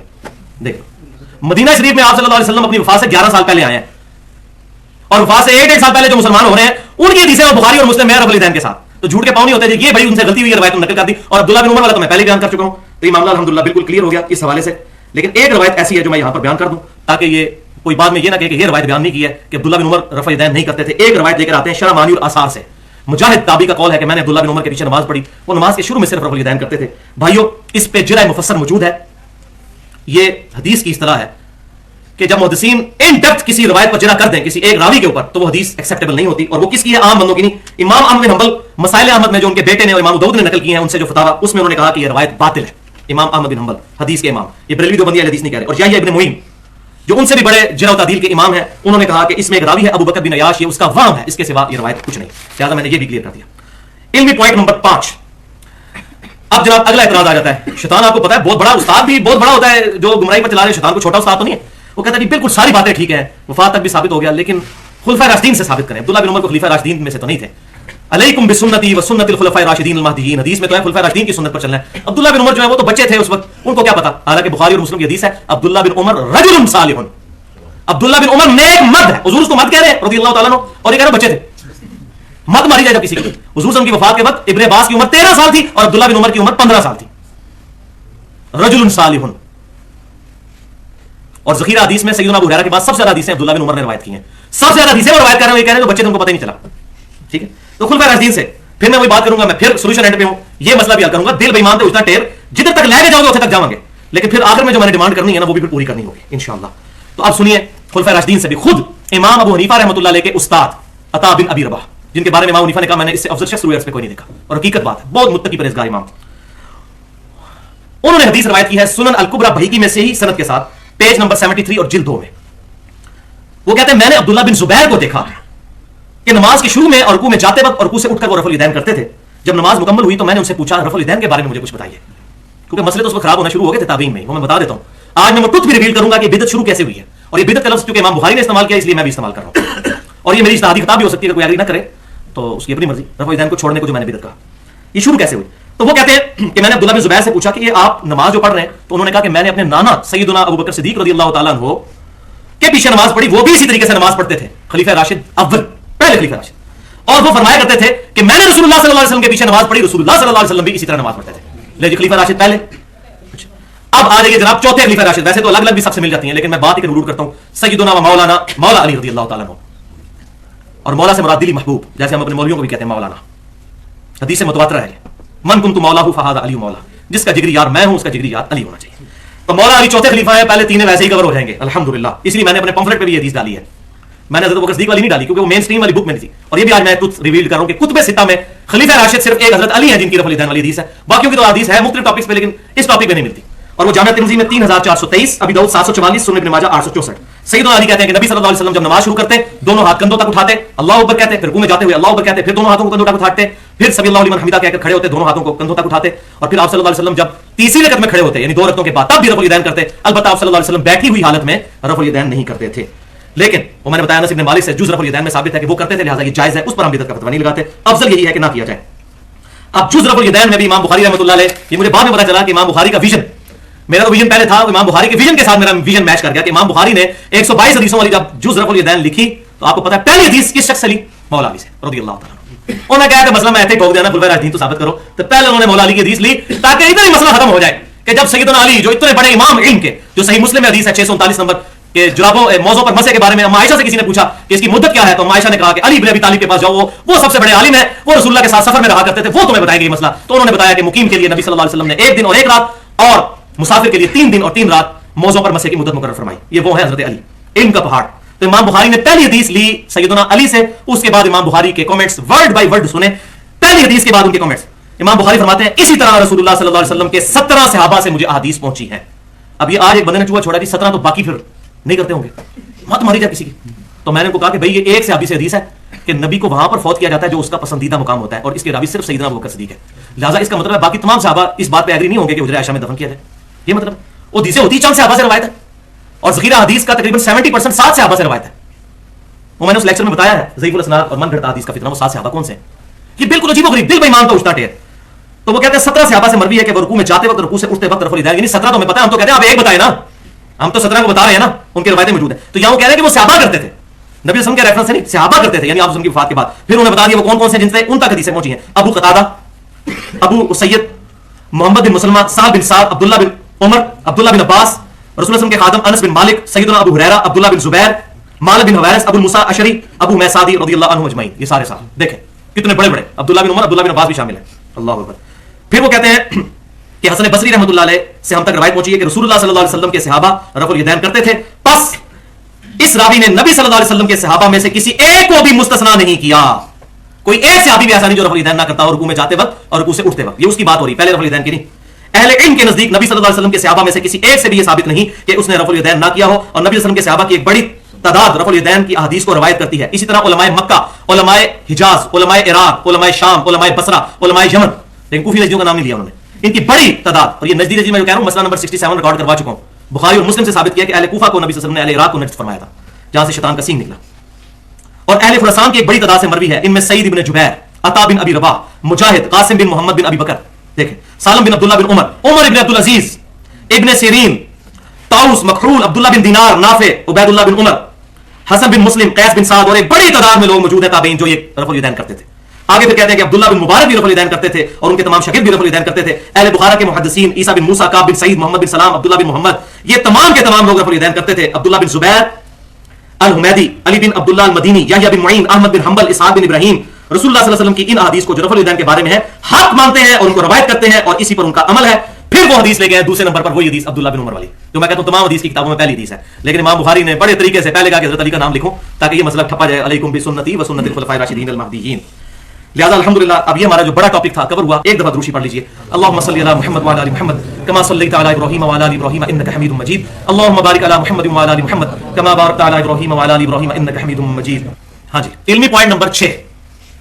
اچھا جناب ٹھیک ہے، خلفائے راشدین سے بھی ثابت ہو گیا، سب کچھ ہو گیا، لیکن ابھی بھی کتا کھو میں ہے۔ یہ کتا کھو میں کیا پنجابی میں محاورہ ہے کہ وہ 20 ڈول نکالنے ہوتے ہیں نا کنویں کو پاک کرنے کے لیے، لیکن کتے کو بھی نکالنا شرط ہے۔ 20 ڈول نکالے اور پھر بدبو آتی رہی تو پہلے کتے کو نکالنا ہوگا، اس کے بعد 20 ڈول نکالیں گے تو تب کنواں صاف ہوگا۔ تو لیکن کنواں جب تک کتا نہیں نکلے گا اس وقت تک اس کی آلودگی ختم نہیں ہوگی۔ جی بالکل ٹھیک ہے، ثابت ہو گیا رفع الیدین خلفائے راشدین کی قسم، لیکن یہ بتائیں کہ اس کا حکم کہاں ہے کہ رفع الیدین لازمی کیا جائے اور جو نہیں کرتا اس کی نماز نہیں ہوتی؟ یہ کہاں لکھا ہوا ہے؟ سنت ہے، کر لو، ٹھیک نہ کرو کوئی مسئلہ نہیں، تو نماز ہو جاتی ہے نا۔ اب پیچھے مینٹالٹی کیا ہے؟ اتخذوا احبارهم ورهبانهم اربابا من دون اللہ، یہود و نصارہ والی خرابی، سورہ توبہ آیت نمبر 31۔ انہوں نے اپنے علماء اور اپنے بزرگوں اور جوگیوں کو اپنا رب مان لیا ہوا تھا اللہ کے مقابلے پر، والعیاذ باللہ۔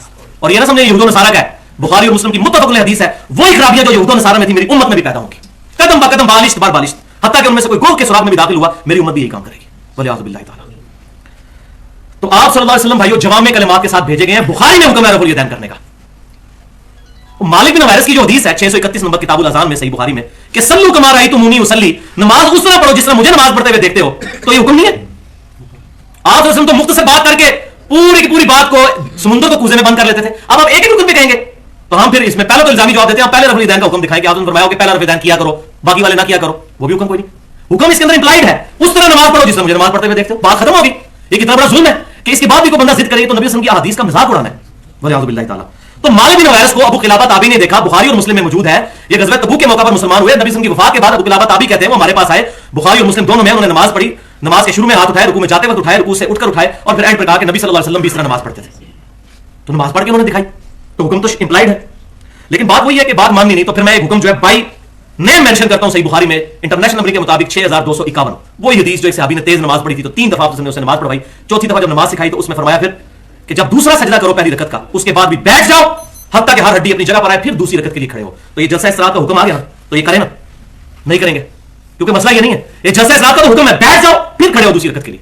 تو پھر کہیں گے یہ جائز ہے بیٹھنا بھی اور وہ بھی, اب یہاں حکم بھی ہے, جائز ناجائز والا چکر شروع کر دیا. تو دل بے ایمان پہ اٹھتا ٹیر. اور بخاری میں الگ سے مالک بن حویرث روایت کرتے ہیں جلسہ استراحت کی 823 اور 824 کہ نبی صلی اللہ علیہ وسلم جب پہلی رکعت میں دوسرے سجدے کے بعد بیٹھتے تھے, اس کے بعد اپنے ہاتھوں پر اعتماد کرتے ہوئے دوسری رکعت کے لیے کھڑے ہوتے تھے. تو ہاتھوں پر اعتماد کر کے کھڑے ہونا, تو یہ جلسہ استراحت کا ذکر وہاں پر موجود ہے. تو یہ الحمدللہ عمل ہے, اب اس پہ حکم ہے, اب اس پر عمل کریں.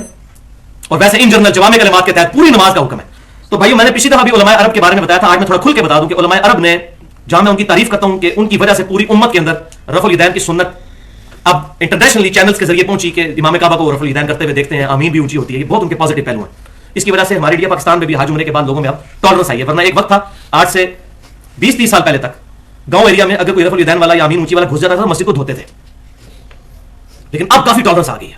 اس کی وجہ یہ ہے کہ اب کیبل نیٹ ورک کے ذریعے پوری دنیا میں سعودی عرب کا چینل لائیو دیکھا جاتا ہے, لوگ دیکھتے ہیں کہ خانہ کعبہ شریف میں تو جہاں بت توڑے گئے تھے ادھر تو ابھی تک ان کو پتہ نہیں چلا کہ بت رکھ کے آتے تھے, اس لیے رفع الیدین آتا تھا. پاکستان کے مولویوں کو پتہ نہیں کس نے بتا دیا. تو اس پہ میں ایک ننگا جملہ بولتا ہوں کہ دودھ ہمیشہ بھینس کے نیچے سے صحیح ملتا ہے, گوالا دودھ دے گا, کوئی پانی ملا کے دے گا, کوئی چھپڑ کا پانی بھی بیچ میں شامل کر دے گا, جوڑ کا بھی. تو بھائی یہاں پر پھر وہی ہے کہ اتنی دور بیٹھے ہوئے جو آیا اس نے اپنی مرضی کا دین لوگوں کو سکھا دیا, ٹوٹی پوٹی فارم میں سکھایا. تو وہاں پر یہ اس اعتبار سے جو نیو مسلم جب سعودی عرب جاتے ہیں تو کافی فائدہ ہوتا ہے حرمین شریفین میں جانے کا. لیکن علماء عرب کی 3 خرابیاں بہت بڑی ہیں جس کی وجہ سے میں سمجھ رہا ہوں کہ سنت طریقے کو نقصان پہنچ رہا ہے. ایک تو جلسہ استراحت انہوں نے چھوڑ دیا, حالانکہ حکم تھا جلسہ استراحت کا, میں نے بتا دیا. اور عبداللہ بن باز نے جو نماز نبوی کا طریقہ چھاپا ہے اپنا, مفتی اعظم سعودی عرب 1933 سے 1999 تک 66 سال تک, انہوں نے اپنی نماز کے طریقے میں یہ لکھا ہے کہ دوسرے سجدے کے بعد بھی بیٹھ کے اٹھنا چاہیے, لیکن اگر کوئی نہ بیٹھے تو جائز ہے. بھائی آپ کو کس نے اختیار دیا کہ آپ اپنی مرضی سے فتوے نکالتے پھریں؟ نبی صلی اللہ علیہ وسلم حکم فرما رہے ہیں کہ دوسرے سجدے کے بعد بیٹھ, صحیح بخاری 6251. اور آپ لا ترفعوا اصواتکم فوق صوت النبی, نبی صلی اللہ علیہ وسلم کی آواز سے اپنی آواز کو بلند نہ کرو, تمہارے اعمال برباد ہو جائیں گے, تمہیں خبر بھی نہیں ہوگی. تمہیں کس نے یہ اتھارٹی دی کہ تم یہ بات کرو کہ خیر ہے؟ کسی کو یہ اجازت نہیں ہے, چاہے وہ مفتی اعظم سعودی عرب ہو, چاہے کوئی بھی ہو, کوئی تابعی کیوں نہ ہو.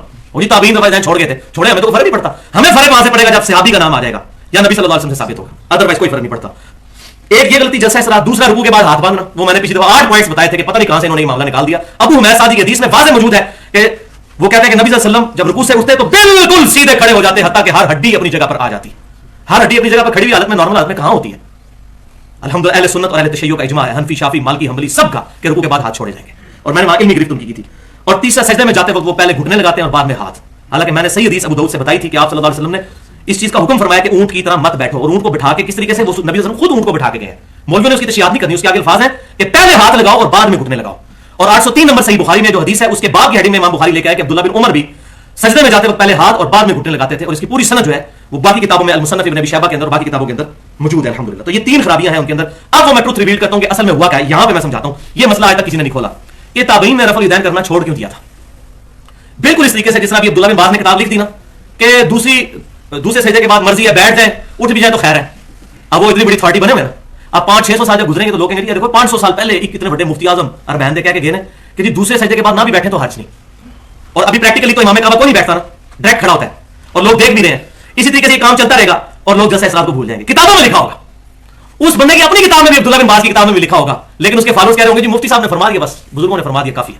یہ ہوگا بالکل اسی طریقے سے تابعین کے دور میں بھی چند سست الوجود لوگوں نے, جو میں سمجھتا ہوں, انہوں نے رفع الیدین کرنے میں بڑا تردد تھا. اور یہ میرا جملہ بھی یاد رکھیں, رفع الیدین اور جلسہ استراحت اور سجدے میں جاتے وقت ہاتھ پہلے لگانا یہ نماز کی بریکیں ہیں. اس سے نماز کا سکون بڑھتا ہے. جس نے فٹافٹ نماز پڑھنی ہے نا اس کے لیے مصیبت ہے یہ چیز, کیونکہ وہ پہلے رفع الیدین کرے گا سکون کے ساتھ, پھر بھائی وہ فوراً جائے گا, فوراً اٹھے گا. اب جو بندہ پہلی رکعت میں بیٹھے گا پھر سکون سے جلسہ استراحت کے بعد ہاتھوں پر اعتماد کر کے اٹھے گا, وہ ڈائریکٹ دوسری رکعت میں اٹھے تو اپنا 1 منٹ بچا لے گا. تو یہ سستیاں کرتے کرتے یہ تابعین کے دور میں شروع ہو گئی تھی, کرتے انہوں نے کہا خیر یہ چھوڑ دیں, خیر کرتے کرتے نماز کا حلیہ بگڑ گیا. یہ مجھے سمجھ آئی ہے کہ یہ معاملہ کس طریقے سے خراب ہوا ہے. ورنہ اہل سنت اہل تشیع یہ چند ایک مسائل اتنے کرٹیکل, ان میں یہ متفق ہے رفع الیدین والے مسئلے میں بھی, جلسہ استراحت میں بھی, اور اہل تشیع بھی سجدے میں جاتے ہیں پہلے ہاتھ لگاتے ہیں. یہ اتنا بڑا اتفاق کیسے ہو سکتا ہے؟ 2 مختلف سورسز سے احادیث کا جمع ہونا. تو یہ اصل میں مسئلہ اس طریقے سے خراب ہوا ہے اور یہ سارے کے سارے معاملات پھر بگڑتے چلے گئے اور اب مصیبت بن گئی ہمارے لیے. ہم بتاتے ہیں لوگوں کو انہوں نے کتابیں پتا, وہ پوائنٹ انشاءاللہ آ رہا ہے کہ میں اس کا بھی جواب انشاءاللہ دوں گا. تو سنت کو ہلکا نہ سمجھیں. یہ جو لوگ کہتے ہیں نا جناب خیر یہ نا کہ سنت ہے, تو یہ حدیث بھی جامع ترمذی کی سن لیں, انٹرنیشنل نمبر کے مطابق 2154, المستدرک للحاکم میں بھی موجود اور امام زابی نے بھی موافقت کی. نبی صلی اللہ علیہ وسلم نے 6 لوگوں پر لعنت فرمائی ہے, اور لعنت کا مطلب ہے اے اللہ ان کو اپنی رحمت سے دور رکھنا. ان میں سے چھٹا بندہ وہ ہے جو آپ صلی اللہ علیہ وسلم کہ جو میری سنت کو جان بوجھ کر چھوڑ دیتا ہے.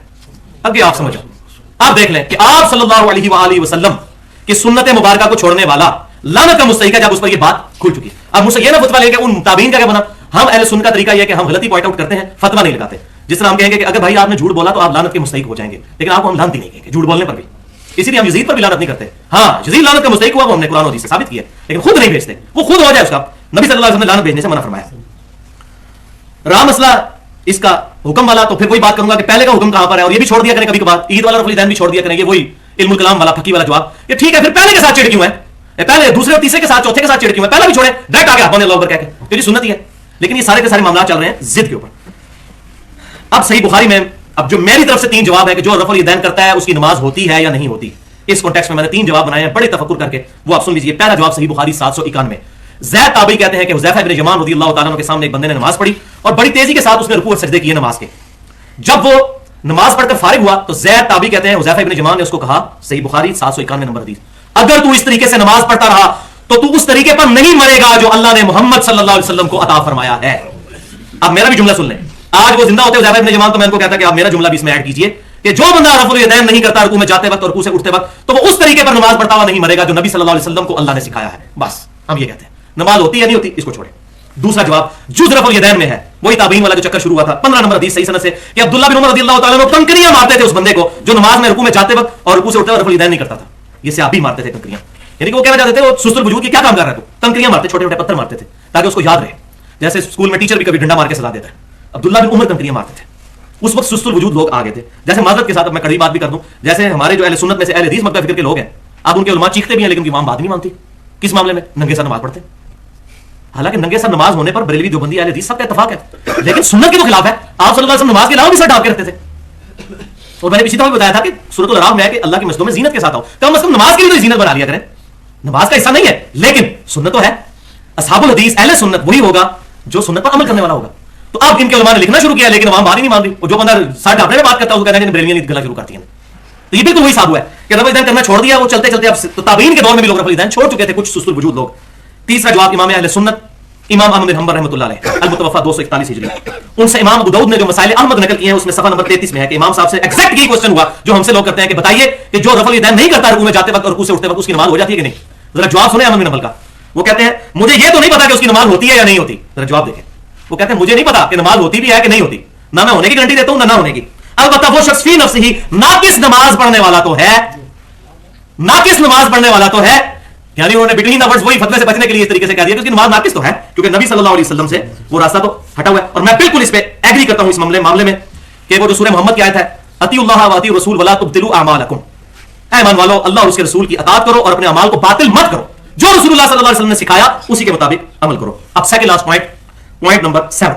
اچھا جی پھر اتنے بڑے بڑے بزرگ پاگل تھے جو یہ نہیں کرتے تھے. یہ آخری اربا.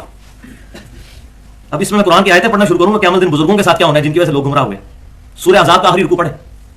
اللہ تعالیٰ فرماتا ہے کہ دوست کی بھی اس وقت کہیں گے اللہ ہمارے بزرگوں اور ہمارے ان بڑوں کو دگنا عذاب دے جن کی وجہ سے ہم گمراہ ہوئے تھے. اور سورہ حمیم میں سجدہ میں آتا ہے اللہ ہمارے بزرگوں کو ایک دفعہ ہمارے والے کر دے, ہم ان کو اپنے پاؤں کے نیچے رون دیں گے ان کی وجہ سے ہم گمراہ ہوئے. اور میرے دوست نے بڑی گہری بات کی, وہ کہتا ہے ہمارا تو دنیا میں ہی غصہ ہے, آخرت میں تو ہوگا. جب ہم کتاب و سنت کے منہج پہ ہے تو ہمیں ادھر بھی غصہ آتا ہے, یار ہمارے مولویوں میں اتنا پال کے ان کو لتر مارنے چاہیے. واقعی قرآن کی آیت ٹھیک ہے کہ قیامت الدین سورہ حمیم میں سجدہ میں آتا ہے, لوگ کہیں گے اللہ ہمارے بزرگوں کو ہمارے والے کر, ہم ان کو پاؤں کے نیچے رون دیں, جنوں کو بھی اور انسانوں کو بھی جنہوں نے ہمیں گمراہ کیا تھا قیامت کی, تاکہ یہ اسفلین میں سے ہو جائے. والعیاذ باللہ. کیا امام حنیفہ رحمۃ اللہ علیہ کی نماز نہیں ہوتی تھی؟ کیا فلاں تابعی کی نماز نہیں ہوتی تھی؟ اچھا اس کے بھی اصولی جواب میں نے 5 تیار کیے چھوٹے چھوٹے. پہلا اصولی جواب یہ ہے کہ بھائیو قرآن اور سنت اور سلف کا اجماع یہ ہے مین چیز, اس کو ہم نے فالو کرنا ہے. اور قرآن پاک میں بھی یہی حکم ہے فَإِن تَنَازَعْتُمْ فِي شَيْءٍ فَرُدُّوهُ إِلَى اللَّهِ وَالرَّسُولِ إِن كُنتُمْ تُؤْمِنُونَ بِاللَّهِ وَالْيَوْمِ الْآخِرِ. اگر تم یوم آخرت پر اور اللہ پر ایمان رکھتے ہو تو جب بھی جھگڑا ہو اللہ اور اس کے رسول صلی اللہ علیہ وسلم سے فیصلہ کرو. اور آج یعنی کتاب و سنت ایز این انسٹیٹیوشن اللہ اور اس کے رسول ہم میں موجود ہے, ایز این انسٹیٹیوشن یعنی کتاب و سنت. دوسرا جواب خود ہمارے ائمہ کرام نے, امام ابو حنیفہ رحمۃ اللہ علیہ, امام شافعی, امام مالک, امام احمد بن حنبل, امام جعفر صادق, تمام ائمہ نے فرمایا کہ ہماری کوئی بات بھی صحیح حدیث سے ایون صحابی کے کون سے بھی ٹکرا جائے اس کو چھوڑ دو. لہذا ہم اماموں کو بھی مانتے ہیں اماموں کی بھی مانتے ہیں. ہمیں پتا چلا کہ امام حنیفہ رحمۃ اللہ علیہ کی طرف منسوب یہ بات، اب اس کی بھی کوئی سند نہیں ہے کیونکہ امام شافعی کی کتاب بھی ہے، امام احمد بن حنبل کی کتاب بھی دنیا میں ہے، امام مالک کی کتاب بھی موجود ہے، امام حنیفہ کی اپنی کتاب کوئی موجود نہیں، ورنہ ہم دیکھتے تو اس پہ بل انڈائریکٹلی جو پتا چلتا ہے، تو ہم نے انہی کی بات پر امام حنیفہ رحمۃ اللہ علیہ کی بات پر عمل کیا کہ ہمیں اتنی صحیح حدیث ملی، ہم نے ان کا قول چھوڑ دیا اگر ہے کہیں پر، اور خود ہمارے حنفی بھائیوں نے بھی چھوڑا ہوا ہے۔ یہ جواب نمبر ہے 4۔ 3 مسئلے خود احناف نے چھوڑ دیے امام حنیفہ رحمۃ اللہ علیہ کے۔ نمبر 1، اور یہ مسئلے کا ہے فتاوی المغیریہ میں، در مختار میں، اور الموطا امام محمد میں، جو امام ابو حنیفہ کے شاگرد تھے، کہ امام حنیفہ رحمۃ اللہ علیہ مدینے کو حرم نہیں مانتے تھے، لیکن الحمدللہ آج تمام احناف مدینے کو حرم مانتے ہیں۔ بخاری اور مسلم میں 50 حدیثیں ہیں فضائل مدینہ پہ اور اس کے حرم ہونے پر۔ دوسرا مسئلہ، شوال کے 6 روزوں کو وہ بدعت کہتے تھے، اور یہ خالی امام حنیفہ نہیں ہے، امام مالک بھی الموطا مالک میں لکھتے ہیں کہ میں نے اہل مدینہ میں سے کسی کو یہ روزے رکھتے ہوئے نہیں دیکھا۔ اب ان سے بھی بات چھپی رہے گی، حالانکہ بخاری شریف کو چھوڑ کر باقی 5 کتابیں کتب ستہ کی، صحیح مسلم، سنن ابی داؤد، ترمذی، نسائی، ابن ماجہ میں حدیث ہے جس نے رمضان کے بعد شوال کے 6 روزے رکھے گویا کہ اس نے پورے سال کے روزے، پوری زندگی کے روزے رکھے، اگر وہ ہمیشہ رکھتا ہے۔ اور الحمدللہ میں جب بریلوی تھا اس وقت بھی رکھتا تھا، سارے بریلوی رکھتے ہیں شوال کے 6 روزے، تو امام حنیفہ رحمۃ اللہ علیہ کا قول انہوں نے چھوڑ دیا۔ تیسرا، وہ عقیقے کو بدعت کہتے تھے اور زمانے جاہلیت کی رسم مانتے تھے، لیکن الحمدللہ بریلوی ہوں، دیوبندی ہوں، اہل حدیث ہوں، آج سب عقیقہ کرتے ہیں۔ بخاری میں پورا چیپٹر کتاب العقیقہ کے بارے میں، جامع ترمذی میں، سنن ابی داؤد میں میں نے ڈیٹیل کے ساتھ قربانی والے لیکچر میں بتایا۔ اور 5واں اصولی جواب یہ ہے جو میں بالکل کلیئر کٹ کر کہہ دوں آپ سے کہ میں اپنی ذات کے بارے میں یہ کہتا ہوں کہ میں امام حنیفہ رحمۃ اللہ علیہ ہوں یا کوئی بھی بڑا امام ہو، میں اس کی جوتیوں کے خاک کے برابر بھی نہیں ہوں، لیکن ہم کسی بھی بزرگ کو پروفٹ کے درجے پر فائز نہیں کر سکتے۔ لا ترفعوا اصواتکم فوق صوت النبی، اگر نبی صلی اللہ علیہ وسلم کی آواز سے آواز بلند کرنے پر اعمال اکارت ہو جائیں گے سیدنا ابو بکر اور عمر کے، کیونکہ بخاری میں یہ آیت ان کے بارے میں نازل ہوئی تھی، حضور سے بدتمیزی نہیں کہ آپس میں لڑ پڑے تھے حضور کی موجودگی میں صلی اللہ علیہ وسلم، اور آوازیں بلند ہوگی، اللہ نے فرمایا آواز بلند کی اعمال اکارت ہو جائیں گے اور تمہیں خبر بھی نہیں ہوگی، یعنی توبہ کی بھی توفیق نہیں ملے گی، خبر ہی نہیں ہوگی تو توبہ کیسے ہوگی؟ تو جو بندہ حضور صلی اللہ علیہ وسلم کے فرمان کے مقابلے پر کہے کہ ہمارے فلاں بزرگ نے، ہمارے فلاں امام نے کہہ دیا، تو ہم یہی تو پھر رونا روتے ہیں، ہم کیوں اپنے آپ کو کہتے ہیں ہم محمدی ہیں؟ جب یہ لوگ اپنے آپ کو حنفی، شافعی، مالکی، حنبلی کہیں گے تو ہم اپنے آپ کو محمدی کہیں، ان اماموں نے نہیں کہا، اور یہ میرا چیلنج ہے، قرآن میں، حدیث میں یا کسی امام کے قول میں دکھا دیں ضعیف سند سے بھی کسی امام نے کہا کہ میری تقلید کرو، یہ تو اصل بیماری ہے خود۔ اور یہ بھی یاد رکھیں کہ امام شافعی، امام احمد بن حنبل اور امام مالک یہ رفع الیدین کرتے تھے، اگر کوئی کہنا میں اس لیے رفع الیدین کرتا ہوں کہ یہ امام کرتے تھے، تو اس کا رفع الیدین بھی 0 سے ضرب ہے، جب تک اپنی نسبت کو امام کائنات صلی اللہ علیہ وسلم سے مضبوط نہیں کرے گا۔ ہمیں شافعیوں کی نماز بھی کوئی نہیں چاہیے جب تک وہ یہ نہیں کہتے کہ میں نبی صلی اللہ علیہ وسلم کی وجہ سے یہ نماز پڑھتا ہوں، یہ بات بالکل کلیئر ہے، کیونکہ قیامت والے دن ہمیں یہ نہیں پوچھا جانا کہ آپ نے امام حنیفہ کے پیچھے چلے تھے یا امام شافعی کے پیچھے، امام مالک، ہمیں ایک بندے کی اطاعت کے بارے میں پوچھا جائے گا، وہ امام کائنات صلی اللہ علیہ وسلم کی اطاعت ہے۔ اور نبی صلی اللہ علیہ وسلم کی صحیح بخاری میں انٹرنیشنل نمبر کے مطابق 7281 نمبر حدیث ہے، محمد فرق بین الناس، محمد صلی اللہ علیہ وسلم لوگوں میں حق اور باطل کے درمیان فرق ہے، فرق، قرآن بھی الفرقان، نبی صلی اللہ علیہ وسلم بھی الفرقان، الحمدللہ۔ تو بھائیو 99% محدثین، اور یہ بھی میں احتیاطاً کہہ رہا ہوں، ویسے کہنا چاہیے 99.99% محدثین، تابعین، صحابہ تو 100%، سب کے سب اس طریقے سے نماز پڑھتے ہیں۔ اب احتیاط کس کے اندر ہے؟ اور خود جن بزرگوں کے نام لیوا ہے، امام محمد غزالی رحمۃ اللہ علیہ المتوفا 505 ہجری، انہوں نے کیمیائے سعادت میں نماز کا یہ طریقہ لکھا۔ شیخ عبد القادر جیلانی رحمۃ اللہ علیہ المتوفا 571 ہجری، انہوں نے بنیۃ الطالبین میں نماز کا طریقہ یہ لکھا۔ بریلوی، دیوبندی، اہل حدیث سب نے ترجمے چھاپے ہوئے ہیں، وہ خود پڑھ سکتے ہیں۔ اور خود شاہ ولی اللہ دہلوی رحمۃ اللہ علیہ المتوفا 1176 ہجری، انہوں نے حجت اللہ البالغہ میں لکھا، اور اس زمانے میں تو آپ کو پتا ہے رفع الیدین کرنے کا مطلب تھا گھاٹا اتار دیا جائے، تو انہوں نے ڈرتے ڈرتے ایک جملہ لکھا کہ رفع الیدین کرنے والے مجھے نہ کرنے والوں سے زیادہ محبوب ہیں، کیونکہ یہ احادیث بڑی مضبوط ہے۔ 3 لیکچرز میں یہاں پر بتا دوں کیونکہ میں یہ ٹاپک تقلید کا چھیڑ بیٹھا۔ پہلا لیکچر ہے مسئلہ نمبر 10 کے نام سے اہل سنت پاک .com پر، تقلید اور اتباع سنت میں فرق کیا ہے، 50 منٹ میں بالکل مسئلہ کنکلوڈ کر دیا الحمدللہ۔ دوسرا لیکچر مسئلہ نمبر 11 کے نام سے تقلید اور پہلے 300 سال کے مسلمانوں کے بزرگ اسلاف، اور تیسرا لیکچر مسئلہ نمبر 31 کے نام سے 40 منٹ کی گفتگو ہے، اجماع کی حجیت اور اس کی 17 مثالیں۔ اصل میں اکثر مسائل جو ہے وہ اجماع سے ثابت ہو جاتے ہیں، تقلید کی ضرورت ہی نہیں رہتی، اور اجتہاد جو ہے وہ اسلام کا چوتھا رکن ہے اور قیامت تک جاری رہے گا الحمدللہ۔ اب آ جائے جناب آخری کنکلوڈنگ پوائنٹ کی طرف، پوائنٹ نمبر 8، یہ صحیح بخاری اور مسلم کی متفق علیہ حدیث ہے۔ اب یہ دعوت، پرزور دعوت میری طرف سے، تم میں سے کوئی شخص اس وقت تک مؤمن ہی نہیں ہو سکتا جب تک کہ میں اسے اس کے ماں باپ، اولاد، سب لوگوں سے بڑھ کر عزیز نہ ہو جاؤں۔ لہٰذا نبی صلی اللہ علیہ وسلم کی محبت کا تقاضا یہ ہے کہ معاشرے کی شرم چھوڑے اور معاشرے کے بت گرا دے رفع الیدین کر کے۔ یہ روایت تو کوئی نہیں ثابت، لیکن یہ جملہ ٹھیک ہے، معاشرے کے بت گرا دے رفع الیدین کر کے، رکوع میں جاتے وقت اور رکوع سے اٹھتے وقت، اور اپنے نبی صلی اللہ علیہ وسلم کی سنت کو زندہ کریں۔ میں بھی 31 سال تک اسی طریقے سے کرتا رہا، پھر الحمدللہ 31 سال کے بعد تقریباً 28 مئی 2008 کو یوم تکبیر، جو ایٹم بم والا دن تھا، اس کے 10 سال پورے ہوئے تھے 1998 سے 2008۔ یوم تکبیر 28 مئی 2008 کو الحمدللہ مغرب کی جہری نماز سے میں نے سنت کے مطابق بخاری اور مسلم کے طریقے پر نماز شروع کی، اور یہ میرا اپنا ذاتی ایکسپیرینس ہے علی وجہ بصیرت الحمدللہ۔ اللہ کی قسم اٹھا کر کہتا ہوں کہ آج تک 5 سال ہونے کو آئے ہیں تقریباً، مجھے نماز میں رفع الیدین کا جو مزہ آتا ہے وہ آج بھی میں اسی طریقے سے فیل کرتا ہوں، لیکن وہ اس طریقے سے نہ کیا جائے، وہ جس طریقے سے میں نے سکھایا ہے، پورے کا پورا ہاتھ بلند، اور یہاں پر جو میں نے پریکٹیکل اور آپ کو بتانا یاد نہیں رہا، پچھلی دفعہ پھر ہم نے اگلی دفعہ تقریباً اگلے دن جو ہے وہ 45 منٹ کی ریکارڈنگ فزیکل کروائی تھی ڈیجیٹل کیمرے کے ذریعے، وہ بھی لیکچر کے ساتھ اپلوڈ ہو گئی ہے، پورا طریقہ نماز کا، جماعت میں کھڑے ہونے کا، ایک چیز 45 منٹ میں ریکارڈ ہو کے اپلوڈ ہو چکی ہے، تو اس میں نے رفع الیدین کا صحیح طریقہ بھی پریکٹیکلی کر کے بتایا ہے۔ اب یہاں پر بھائیو میرا ایک جملہ یاد رکھیے گا کہ رفع الیدین کرنا توحید کا قلعہ ہے، رفع الیدین کرنا توحید کا قلعہ ہے، رفع الیدین کرنا توحید کا قلعہ ہے، خصوصاً انڈیا پاکستان میں جتنے لوگ رفع الیدین سے نماز پڑھتے ہوں گے انشاءاللہ عقیدہ توحید ان کا ٹھیک ہوگا. یہ ایک لٹمس ٹیسٹ ہے الحمدللہ.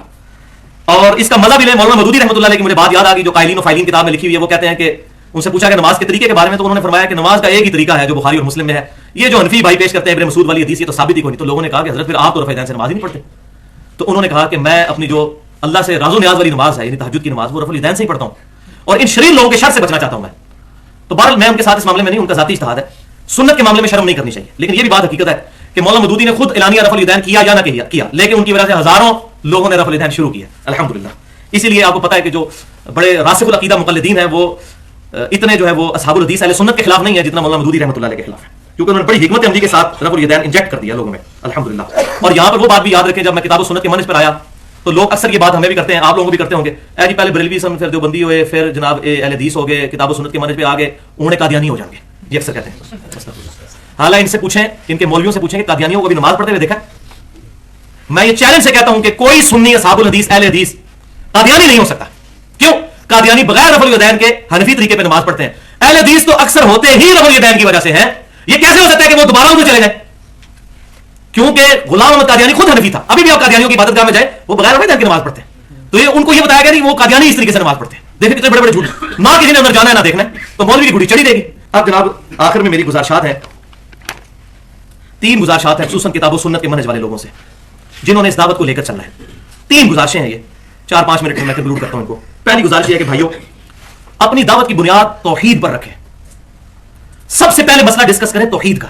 رفع الیدین کو شروع میں نہ لے آئے کیونکہ شیطان نے نفرت دلائی ہوئی ہے اور اتنا آسانی کے ساتھ لوگ اس پر نہیں آتے, بت معاشرے کے گھرانے پڑتے ہیں. توحید ٹھیک ہوگی باقی معاملات خود بخود ٹھیک ہوتے چلے جائیں گے. اور قرآن اور سنت کی بھی دعوت یہی ہے کہ پہلی دعوت توحید کی ہونی چاہیے. جس کا عقیدہ توحید ٹھیک ہے وہ باقی باتیں بھی ماننا شروع کر دے گا. لہٰذا جس کو بھی دعوت دے پہلے توحید کی. ایک قادیانی ہمارے پاس آتا ہے اور کہتا ہے منو دسو کتنے لکھے رفع الیدین, تو ہم کہیں گے بھائی آپ سے ہمارا جھگڑا تو یہ ہے نہیں ہے, آپ سے ہمارا بنیادی جھگڑا تو ہے ختم نبوت پہ. اسی طریقے سے ہمارا جو بریلوی اور دیوبندی مطلب فکر کے جو لوگ ہیں خصوصاً علماء, عوام کی بات نہیں کرتا, عوام تو بیچارے سیدھے سادے ہیں, ان سے مین جھگڑا تو یہ ہے کہ انہوں نے نبی صلی اللہ علیہ وسلم کے مقابلے پر اماموں کو کھڑا کیا جن میں اماموں کا کوئی قصور نہیں ہے اور ان کے ساتھ چیزیں منسوخ کر دی. یہ ہے اصل جھگڑا. اور عقیدہ توحید کے اندر خرابی, اور میں اس کو عقیدہ رسالت میں خرابی سمجھتا ہوں. محمدی نسبت کو چھوڑ کر اپنی مسجد کے باہر انڈیا کے شہر کے نام لکھنا, دیوبند, بریلی, ایون اہل حدیث بھی لکھنا نہیں لکھنا چاہیے. کیوں لکھتے ہیں؟ بالکل نہیں لکھنا چاہیے, کسی محدث سے ثابت نہیں ہے. میں بدعت کے فتوے نہیں لگاتا, لیکن خدا کے لیے سے امت کو توڑا تو نہ جائے اس چیز سے, نہ لکھے. سعودی عرب میں تو بس نام ہوتا ہے, مسجد عمار ابن یاسر, مسجد بلال, مسجد ابو بکر, مسجد علی, مسجد امام بخاری, اس طرح نام رکھے ہوئے. کوئی نہیں لکھا ہوا ہے کس مسئلے کی, یا تو لکھا ہوتا ہے فلاں. اس مسئلے کے علاوہ کسی کو نہ تو امامت کی اجازت ہے نہ خطابت کی اجازت ہے, پورے پورے لکھا ہوتا ہے اس کا فلاں فلاں فلاں فلاں فلاں ہونا. یعنی پتہ نہیں کتنی شکیں لگائی ہوتی ہیں جو میرے آئین کی شکوں سے بھی زیادہ شکیں. تو لہٰذا بنیادی دعوت دے توحید. اور دوسری گزارش یہ ہے کہ بھائیو یہ سارا زور رفع الیدین پر نہ لگائیں کہ نماز کو ورزش بنا لیا جائے. ٹھیک ہے نماز ایک ورزش بھی ہے, لیکن اس کے روحانی پہلو کی طرف زیادہ توجہ دیں. جو بخاری اور مسلم کی متفق علیہ حدیث ہے اور صحیح مسلم کی پہلی حدیث یہی ہے, حدیث جبریل, اس میں آتا ہے نا کہ اللہ کی عبادت اس طرح کرو گویا تم اپنے رب کو دیکھ رہے ہو. اور اگر یہ تصور نہیں کر سکتے کم از کم اتنا تصور رکھو کہ تمہارا رب تمہیں دیکھ رہا ہے. اور یہ تصور تو رکھ سکتے ہیں, مراد کیا کہ اگر ہمیں کوئی دیکھ رہا ہو تو ہم نماز میں کوئی سست مثلا میری ویڈیو بن رہی ہو, مجھے اس دن ویڈیو بناتے ہوئے احساس ہوا ہے اور میری بڑی اصلاح ہوئی ہے کہ اگر وہ ویڈیو میں تو میں نے شاید 1-2 دفعہ کی طرح کہ زیادہ کھجلی بھی نہیں کی ہوگی کہ ریکارڈنگ ہو رہی ہے, اور اس سے بڑی ریکارڈنگ فرشتے کر رہے ہیں اور خود اللہ گواہ ہے کہ میری ویڈیو بن رہی ہے اور پوری دنیا میں ریلیز ہو رہی ہو کہ لوگ دیکھیں یار یہ نماز کا طریقہ ہے, تو اس وقت ہم کتنے خوشی خضوع کے ساتھ نماز پڑھیں گے. تو یہ تصور رکھے کہ میرا رب دیکھ رہا ہے, میں اس کو بنا سوار کے بڑے سکون کے ساتھ رفع الیدین کروں, سکون کے ساتھ اس طریقے سے رفع الیدین کروں اور باقی ارکان ادا کروں. اس کو ورزش نہ رکھیں, نماز کا مکمل ترجمہ یاد کریں اور نماز پڑھتے ہوئے ترجمہ ذہن میں حاضر ہونا چاہیے. اور اس میں مین مزید پھر کنسنٹریشن کے لیے آپ جو ہے وہ ترجمہ کرتے ہوئے ساتھ ساتھ یہ بھی سمجھتے جائیں کہ میں عربی لکھی ہوئی پڑھ رہا ہوں اپنے تصور میں, تو مزید ذہن جو ہے کنسنٹریشن میں آ جائے گا.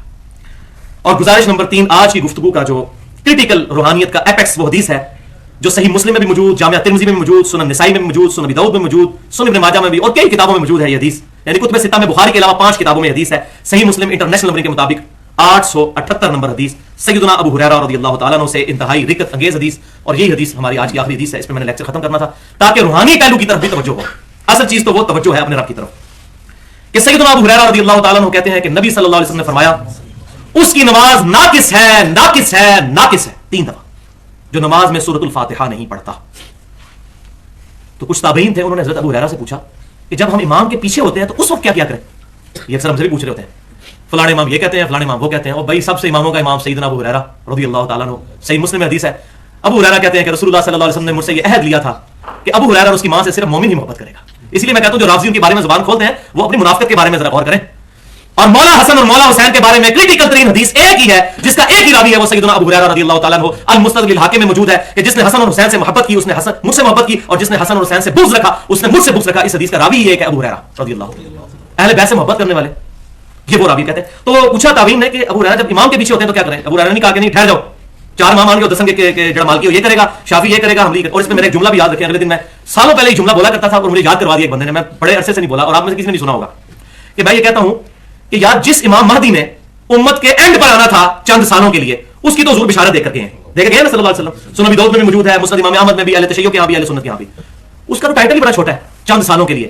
اور بقول ان کے کہ چار اماموں نے نبی صلی اللہ علیہ وسلم کی وفات کے فوراً بعد 250 سال سے لے کر قیامت تک کے لیے بس یہ چار امام ہیں اور کوئی امام نہیں آنا، ان کے نام حضور کیوں نہیں بتا کے گئے؟ یہ تو امام مہدی سے بھی بڑے امام ہیں، پوری امت کو انہوں نے لیڈ کرنا ہے۔ یہ ہے پھکی جس کا کوئی جواب نہیں دے سکتا، اس کا مطلب حضور کہیں مقرر ہی نہیں کر کے گئے، ورنہ حضور تو حریص علیکم بالمؤمنین رؤوف رحیم ہے۔ ہاں حضور اس کے الٹ بالکل بات آپ نے ارشاد فرمائی، مسند امام احمد نے صحیح سند کے ساتھ ایک سیدھی لکیر زمین پر کھینچی اور دائیں بائیں کچھ لکیریں کھینچی، اور ابن ماجہ کے الفاظ ہیں 2 لکیریں دائیں کھینچی اور 2 بائیں، کتنی ہوگی؟ 4، اور فرمایا یہ شیطان کے راستے ہیں اور یہ درمیانہ راستہ میرا ہے، وَأَنَّ هَذَا صِرَاطِي مُسْتَقِيمًا فَاتَّبِعُوهُ، یہ ہے میرا سیدھا راستہ جو کہ بالکل مستقیم ہے، اسی کی پیروی کرو، ادھر ادھر کے راستوں کی پیروی مت کرنا، وہ تمہیں راہ حق سے بہکا دیں گے۔ اس کی تمہیں اللہ تعالیٰ وصیت کرتا ہے۔ سورۃ الانعام کا آخری رکوع پڑھ لیں، یہ آیت آپ نے تلاوت فرمائی، وہ میں نے مسئلہ نمبر 10 میں اس کو بریف بھی کیا ہے۔ یہ اماموں کے اوپر کوئی نہیں، آپ سمجھے۔ عیسیٰ علیہ السلام کا اگر ہم ذکر کرتے ہیں ڈیوینٹی کے خلاف، بخاری قرآن پاک میں سورۃ المائدہ میں آیا کہ اگر اللہ ارادہ کرے عیسیٰ ان کی ماں سب کو ہلاک کر دے، اللہ کو کوئی پوچھ نہیں سکتا ہے اب کیا عیسیٰ علیہ السلام کی توہین کی؟ نہیں، توحید کا فرق بتایا۔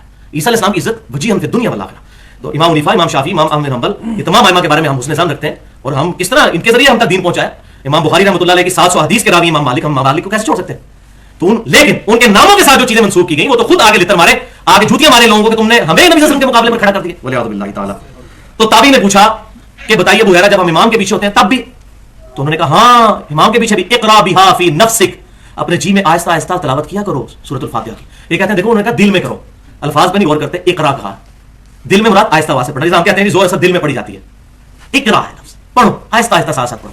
یہ امام ابو ہریرہ کا فتویٰ ہے رضی اللہ تعالیٰ عنہ، جو صحابی بھی ہے، آہستہ آہستہ پڑھتے چلے جاؤ، دل میں آہستہ آہستہ پڑھو، امام کے ساتھ ساتھ پڑھو، تم بھی امام کے بھی۔ انہوں نے کہا جاری میں پڑھو، زیری میں پڑھو، اس میں نہ پڑھو، اس میں نہ پڑھو، انہوں نے مطلقاً کہا کہ امام کے پیچھے پڑھتے جاؤ آہستہ آہستہ دل میں۔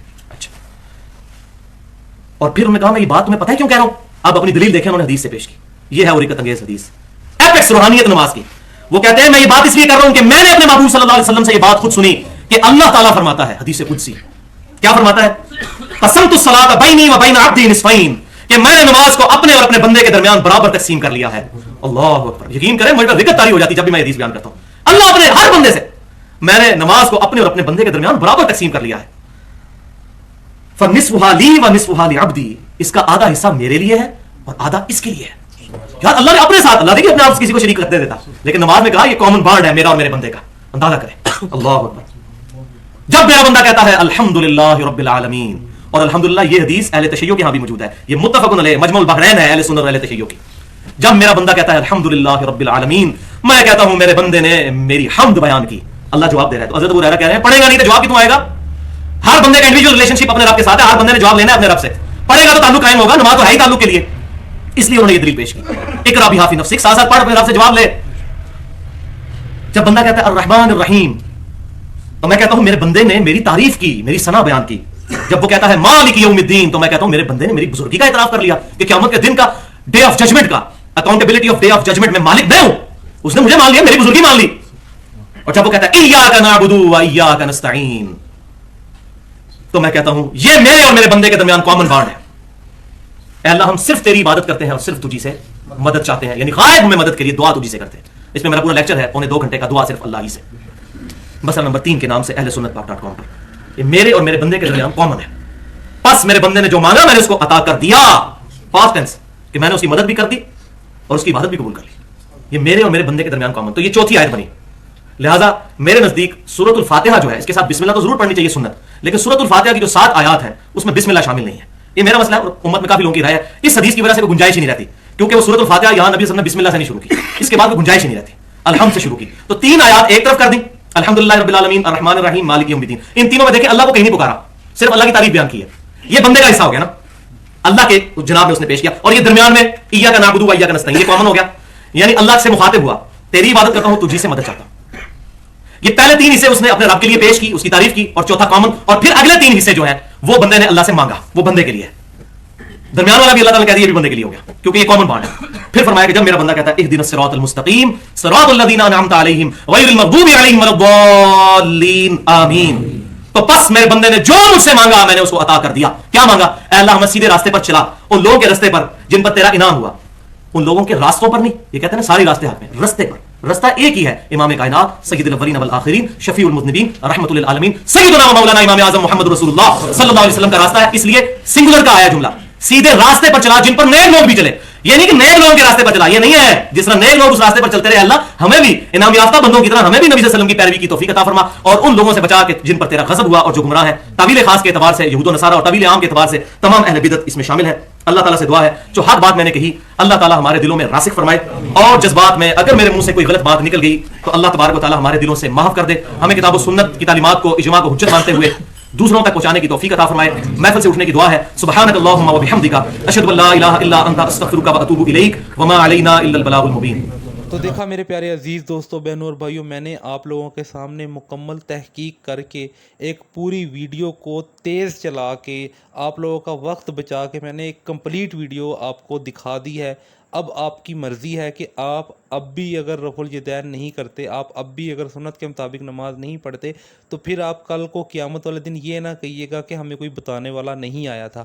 ہاں، انجینئر محمد علی مرزا صاحب نے آپ کو بتایا، ضرور بتایا، بہت اچھا کام کیا، لیکن میں نے ویل جو ہے نا وہ نیا تجویز نہیں کیا، میں نے اسی ویل کو جو ہے ریپیئر کر کے آپ کے سامنے رکھا ہے. مطلب کہ پرانی چیز کو آپ کے سامنے رکھا ہے تھوڑا سا تیز کر کے، تاکہ آپ لوگ دوبارہ سے اپنا مائنڈ ریفریش کر سکے کہ یہ ہمارے پیارے نبی صلی اللہ علیہ وآلہ وسلم کی ایک خوبصورت سنت تھی جو ہم چھوڑ چکے تھے اور اب ہم دوبارہ شروع کر رہے ہیں. اگر میری وجہ سے کوئی ایک بندہ بھی رفع الیدین شروع کر لے گا اور نماز سنت کے مطابق شروع کر دے گا تو اس کا ثواب مجھے بھی ملتا رہے گا. تو میرے پیارے عزیز دوستوں، بہنوں اور بھائیوں، اس سنت کو ضرور شروع کریں اور میرے لیے بھی دعا کر دیجیے گا. اور اگر میری ویڈیو اچھی لگے تو کمنٹ میں مجھے بتا دیجیے گا تاکہ مجھے اپریسیشن ملے اور میں مزید اس طرح کی ویڈیو بناتا رہوں. جزاکم اللہ خیرہ.